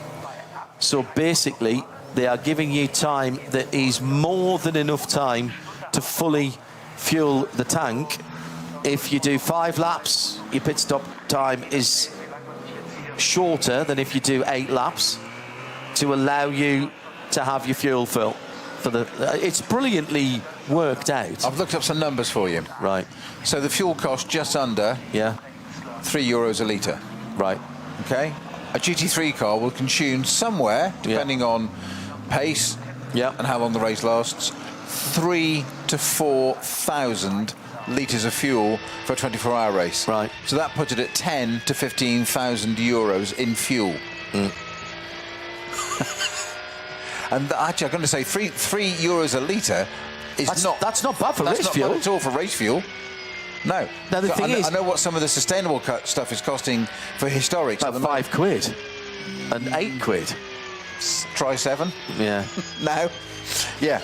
A litre. That's pounds rather than pound. euro. Exactly. But that was branded as Total Excellium Super. So does that mean they are running on? I think they are running on pump fuel here. Yes. Yeah. Oh, very, very foggy out the far side where Aichan Guvin is. That is... Yeah, that's the full carousel. He's just come through there.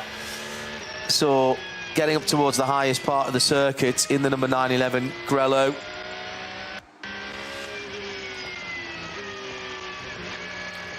Alan Prosser likes the HWA number 61. He says it gives him Tron Light Cycle vibes with that black and white paintwork. I know exactly what you mean.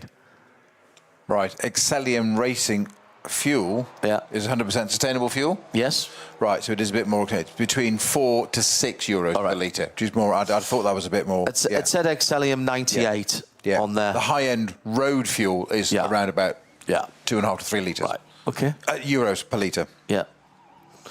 And fair play to Total Energies, actually, as we've just lost the sound from Manuel Metzger's car, so apologies for that. So you get to hear the eerie silence of the commentary booth at night. Fair play to Total Energies. I did a long trip to FIA World Endurance Championship in a Ford Mustang Dark Horse a few weeks ago, 2,600 miles, and by far, and there's the engine of the flat 6 purring away behind Manuel Metzger. Dan Harper's currently the fastest man on track. Surprised me not at all. And the number 99 Rover Racing BMW M4 GT3. Just to down to an 8:18. All right, so it's getting drier. Yeah. Just to finish the point about Total, it was noticeable that coming through France, and I got a tip off actually from a fellow traveller, and even on the péage, the Total Energies fuel costs were significantly cheaper per litre by sometimes 10 or 15 cents than local supermarkets. And if you were off the péage, it was well down. Now, then in Belgium it was cheaper still, and in Italy it was 20 to 25 cents cheaper. I'd never buy petrol in Switzerland if you don't have to, because that was very much more expensive. As I said, 2,600 miles that trip, and thoroughly enjoyed it.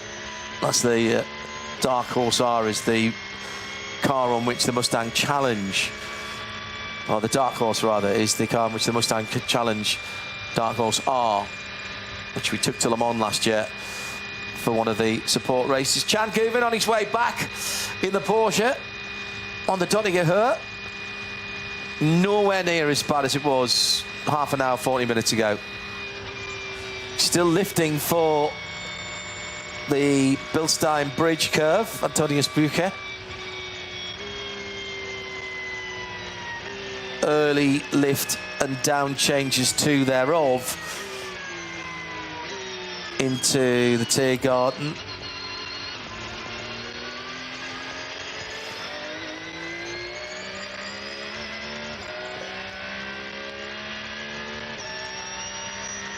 Just listening to that Porsche engine purring across the line. What was Chan Guven's time then? Yeah, that was a 57-minute 35. So that tells you again how long these cars have been in the pit lane. So take off about 12 or 13 minutes of that, and the teams have worked out that there hasn't been much work to do in the last hour or so. So take some quotes from down in the pit lane. The BMW number one, around about 5 minutes ago, Raffaele Barcelo said they're calling it a day, and he only actually drove on the Grand Prix track. He said it didn't make any sense at all to go out in the Nordschleife and take a risk. It's dark and the wet conditions are varying too much. We've checked the lights again. We're close to the front. Our AMG looks fast, so do the Porsches, but we're here to fight and win again. Another car that didn't go out there onto the Nordschleife is the Windward car. Maro Engel saying it was very wet. We didn't bother going on the Nordschleife for the last few laps. Too much aquaplaning, very dangerous. We tested a few things on the Grand Prix circuit. Oh, now that's interesting. So the Dacia Logan has been given a 5-place penalty when Christian Galfus was stuck up at the Cracchiola carousel. The stewards have deemed he did an unsafe U-turn, and his obstruction of the competitors have led the stewards to penalise him. Which car was that? That was the Dacia, the Logan. Okay. It's a tough call without seeing it. It's a tough call. We saw it, and I mean, if we swapped ends, it's difficult to get the thing going round there. Yeah. Nicky Katzberg out of the Lamborghini Huracan, the number 130 app Red Bull car. He said, I just did a few laps on the GP circuits, as a few others have. It was almost dry at one point. I think we probably should have gone at the Nordschleife. It would have been possible at that point.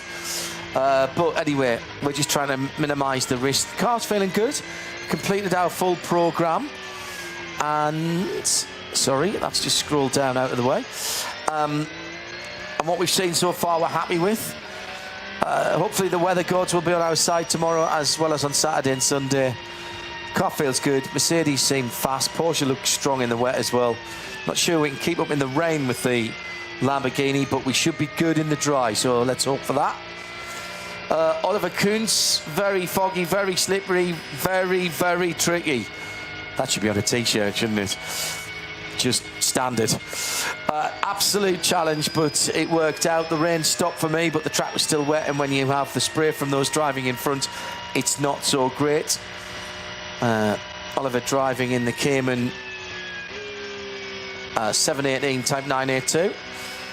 and it is the number 982, and we saw that car struggling just a little bit. What we're down to now, 7 minutes left. Chan Guven's gone out again, Peter, and he's just going down into the foxhole now. You're right about those curb lights, if you will, cornering lights, but I think I would want to see something throwing a little bit further ahead. Are their lights off, or have they? Do you think they've just? Oh, actually, hard to say now. But they're not as good as, say, the AMG, are they? That we saw earlier. Seemingly not, but this is all you need. You've got to remember this circuit. Short of coming onto the Dotting Hoa, where there's a lot of straight, you don't need to look that far down the road. That sounds silly because there's so much cornering here. 170 something corners we said, hasn't there? You're always looking left, right, left, right. You're always looking to it. So actually, those curbs are what you're going to focus on, and in your mind map, your track in your mind will be negotiating those corners. Yes. And listen to the revs. So it probably doesn't matter that much, which probably sounds like a really silly thing to say when you're doing 120 miles an hour. But drivers are a strange breed, we know that. Oh, are they ever? Are they ever? I know not. What did you speak of, sir? So we did have, about half an hour ago, the Dunlop Porsche team manager being asked to go to the stewards. We think, Clark the course, sorry, we think that was for the headlights not being on. As Peter said at the time, I think they would have liked it. And the Subaru, see, there's another four-wheel drive car as well. In the SP4T category, the WRX, it's the STI car. Oh no, actually, there's a Dutch driver in, Carlo van Daan, along with Koto Sasaki, Takuko Iguchi and Rimato Kubo. So that's another four-wheel drive car. They got a black flag, which is why I looked them up. We are going to have a huge amount of cars at the end of the first lap on Saturday. I mean, I'm going to have to go back through this or ask for a readout of how many cars. I think there's going to be 10 to a dozen at least.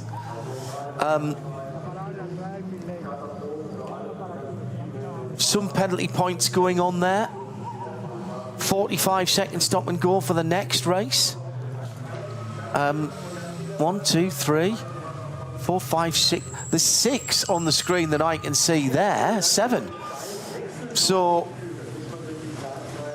I think people are starting to wind down, aren't they, John? With 4 minutes to go, such as half a lap in reality, isn't it? Do you go out now and have one more go? No. Oh, there's another driver. I'm going to say not at this point of the weekend, because that's where it all goes wrong. Leo Ye has just got out of his car with a GoPro fastened to the visor. His visor. That is absolutely not allowed. That's against all regulations. That's a safety point, because visors and helmets are not homologated for FIA safety code with anything fastened onto them. What it basically, I was describing this to Joe earlier on, because he sort of looked at me, and basically a helmet and a visor are there to protect your head, and it's to protect blunt force, normally from a distance, or even if something gets thrown up into the car, a stone or something would bounce off. So think of it this way: if I threw a screwdriver at your head, likelihood is, unless I was some kind of brilliant darts player, that it would bounce off your head. If I put the screwdriver right on your head and just tapped it with a hammer, fatal. it could be fatal. I'm totally with you. I think the only point I'm going to make here is that I would absolutely agree with the helmet, because you damage the carcass and its integral structure. The visor less so, but I would just going to say I would want a GoPro attached to the visor right in front of me, even less right in my eye line. Exactly. As we just saw there. So sorry to have highlighted it there, but I think that's absolute madness. I think that'll get sanctioned. How important it can be to get a bit of footage there. Just secure it to a roll cage. I'm pretty certain it's against regulation. A lot of people won't even let you do it on a track day, and not even have a mount on your helmet. Never mind the GoPro as well. Well, even on track days now in the UK and Europe, which I do very occasionally, but you have to have them fixed and then a secondary tether. Yes. So that in the car. Correct. So if that mounting fails for any obscure reason, it is still tethered within a reason, and it flails, but it doesn't flail loose inside the car. The main reason being not hitting the driver or occupants of the car, getting onto the floor and getting onto the pedals. Correct. So you can't press the brake pedal. We once nearly had a very big accident when I was a rally co-driver. When we were out in the middle of the night doing what were then called road rallies, and of course you took your picnic with you, or your bait with you, and a rather large pasty got free from our bait box and got lodged underneath the brake pedal of the car, and we almost had a big accident. And worse still, it would have crushed the pasty as well. It wasn't my snack.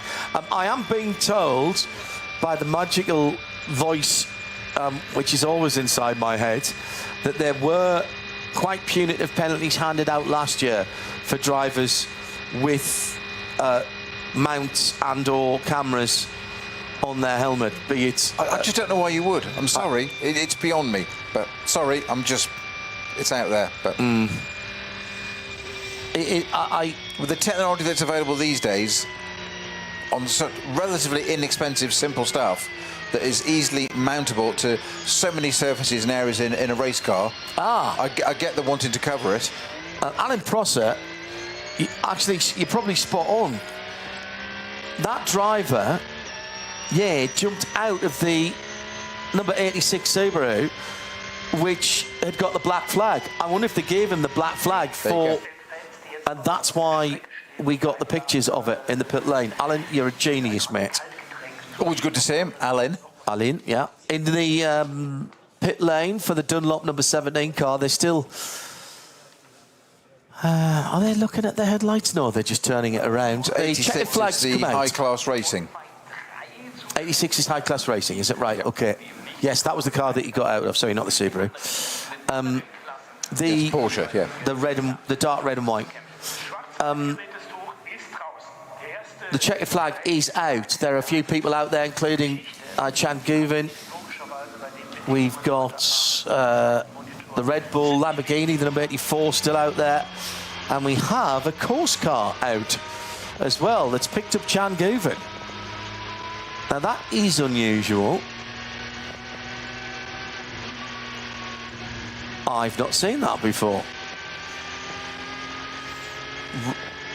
On the Grand Prix circuit, I know what this is. They are making sure he doesn't go back out onto the circuit. The fast times tonight did not usurp anything we saw earlier on today. So, in essence, the provisional results for this evening are as they were after the afternoon session, which sees Winward Racing on top with the Ravenol car, the number 80 machine, with Fabi Schiller's time of an 8:14.957. We got down into the low nines. Oh no, we actually got into the eights again, didn't we? We did. We did. 8:14 was the best recorded. Yes, well done. Well remembered for that. Maro Engel and the Winward Racing, number 80. So fastest this afternoon and fastest this evening. There are further sessions for the cars that don't get into, well, the first sessions for everybody, and they will be hoping for better conditions to see if they can improve. But that brings us to the end. If you want the full rundown, get yourself onto the site. It is Winward's Mercedes from Rover Racing BMW, from Winward in third. It's the Verstappen racing car. So 2 Winwards and 2 Rover racing cars on the first 4. Then the Manthey Porsche number 911, Red Bull Lamborghini number 130 in 6th. But that was in the dry. These are all dry times that have set these positions. Nobody improved tonight. The best of BMW, Sherbert in 7th. Then the best of the Mustangs, the 64 HRT in 8th. Top 10 made up by the Shara Sport, Audi and the Dunlop Motorsport, number 17. Running through some class leaders, the BMW M3 Touring, the 81 is the best in SPX. Max Kreuzer Racing, the best of the AT, the alternative fuel cars, sitting in 27th. Patrick Heisman was last out in the RPM Racing bright green Porsche, the 777, down in 31st position. More class leaders at the bottom end of the top 50. Black Falcon number 632 in 43rd. They were their class leader in alternative fuels too. Manthey Dirk Adolf in the SP Pro number 992 in 47th. Then Max Kreuzer Racing SP4T, leader in that category, the number 50 in 49th position. W&S Motorsports Porsche led the Cup 3 category from the earlier times, 962 in 50th position. Then we go down to 58th for Hyundai's TCR Topper. That's the 830, Mark Bassing out in that car this evening. The Wright Engineering SP7 Porsche led its class, number 91 in 65th position. The Door Motorsport McLaren Artura Trophy SP8T leader, the 59 in 68th position. And we'll catch up in a second. The Porsche Cayman V6 leader was the 448 in 87th position. The BMW M240i leader, the 195 Adrenaline Motorsport car, in 94th position. The Dupre Audi Saloon VT12 front and 4-wheel drive. The Valkenhaus Motorsport BMW M2 Racing 898 in 103rd led its class, as did Max Kreuzer Racing's VW Golf GTI Club Sport, the number 10 car, SP3T leader. V5 was the Porsche Cayman number 440 in 119th position. Remember, we had 161 cars on the starting list. The 325i class for BMWs was led by the 100 in 126th position. Toyota Gazoo Rookie Racing for the GR Yaris led the SP2T class in 109th position. And there are a couple more class leaders, I think. Oh no, just one more. Down in 159th position, the 325 CI. And that's you look at the positions. And that is just about it for us for today. Started off in the light and in changeable conditions. It was a decision for the drivers on whether to go out at all or whether to go out on slicks or intermediates for those who had the opportunity. The weather was not really playing very fair as darkness fell and the sun dropped down to the east of the circuit. The weather got progressively worse to the point where there was about an hour in full darkness where very few cars were going out onto the Nürburgring. The problem was just getting temperature in the tyres, particularly the front tyres. We had a bit of argy-bargy between the BMWs in the shell colours, including, I saw somebody calling it Das Boot, because it's got a big boot. Not quite what it means. The Dacia's going to get a 5-grid penalty, place penalty, for an unauthorised U-turn at the Caracciolo Carousel after the Logan spun and was left facing the traffic on the high side. And then they had a problem getting, the gearbox had seized for a moment and they had to crank it over and then get a point in the right direction. Dorian Boccolacci had a problem, didn't he, in the number 17 Dunlop Porsche. I wonder if that was what set the lights off later on after he clouted Good shout. the barriers. It got very, very bad in the dark. Verstappen went out for a single lap on tiptoes, which was counted as a 68-minute lap. That wasn't all Max's time, of course, because it had been in the pits for a very long time. It was catching out the best of them, including Lucas Stoltz, as he had a bit of a spin, and then 677 BMW from memory went around. It was touch and go at one stage whether it might dry up, and the fourth place Rover BMW was going very nicely, but it never really got full dry. It was that greasiness that you get in the cold, and it was very cold. We could see our breath when we came back from dinner, and as night fell, so did the rain. It got worse and worse. We could still see the castle, only just, and it was fortune favouring the brave. The Grello car with Thomas Preining went out, and at that point there was still just a bit of a drying line, or drier line. When Matt Campbell went out in the same car, Peter, it was literally survival mode. And Matt was barely out of second and third gear. He did well to bring it back, to be honest. It was not easy, was it? Certainly for an Australian who's not particularly used to driving in the rain so often. But one of the cars that all cars have got to come back. It's tricky conditions, and as you said today, this didn't really count for a lot this afternoon, other than this afternoon into this evening, other than data collection and that valuable bit of rotating the drivers through the cars that have all had the experience. But the risk-reward ratio extremely high. So at that point, Matt Campbell, I think he was using about 500 revs all the way around. I think it was literally on tick over. The good news is that the Ford Mustang GT3 that had the engine problem when Chris Meese was out earlier on today, that car did make it back and did a couple of installation laps, and the number 900 BMW that was involved in the incident that has caused the retirement of the GT all-female team, that black Falcon car, is brand new and is back. And that's it for today. Join us tomorrow, early doors, 9 o'clock. Bye-bye.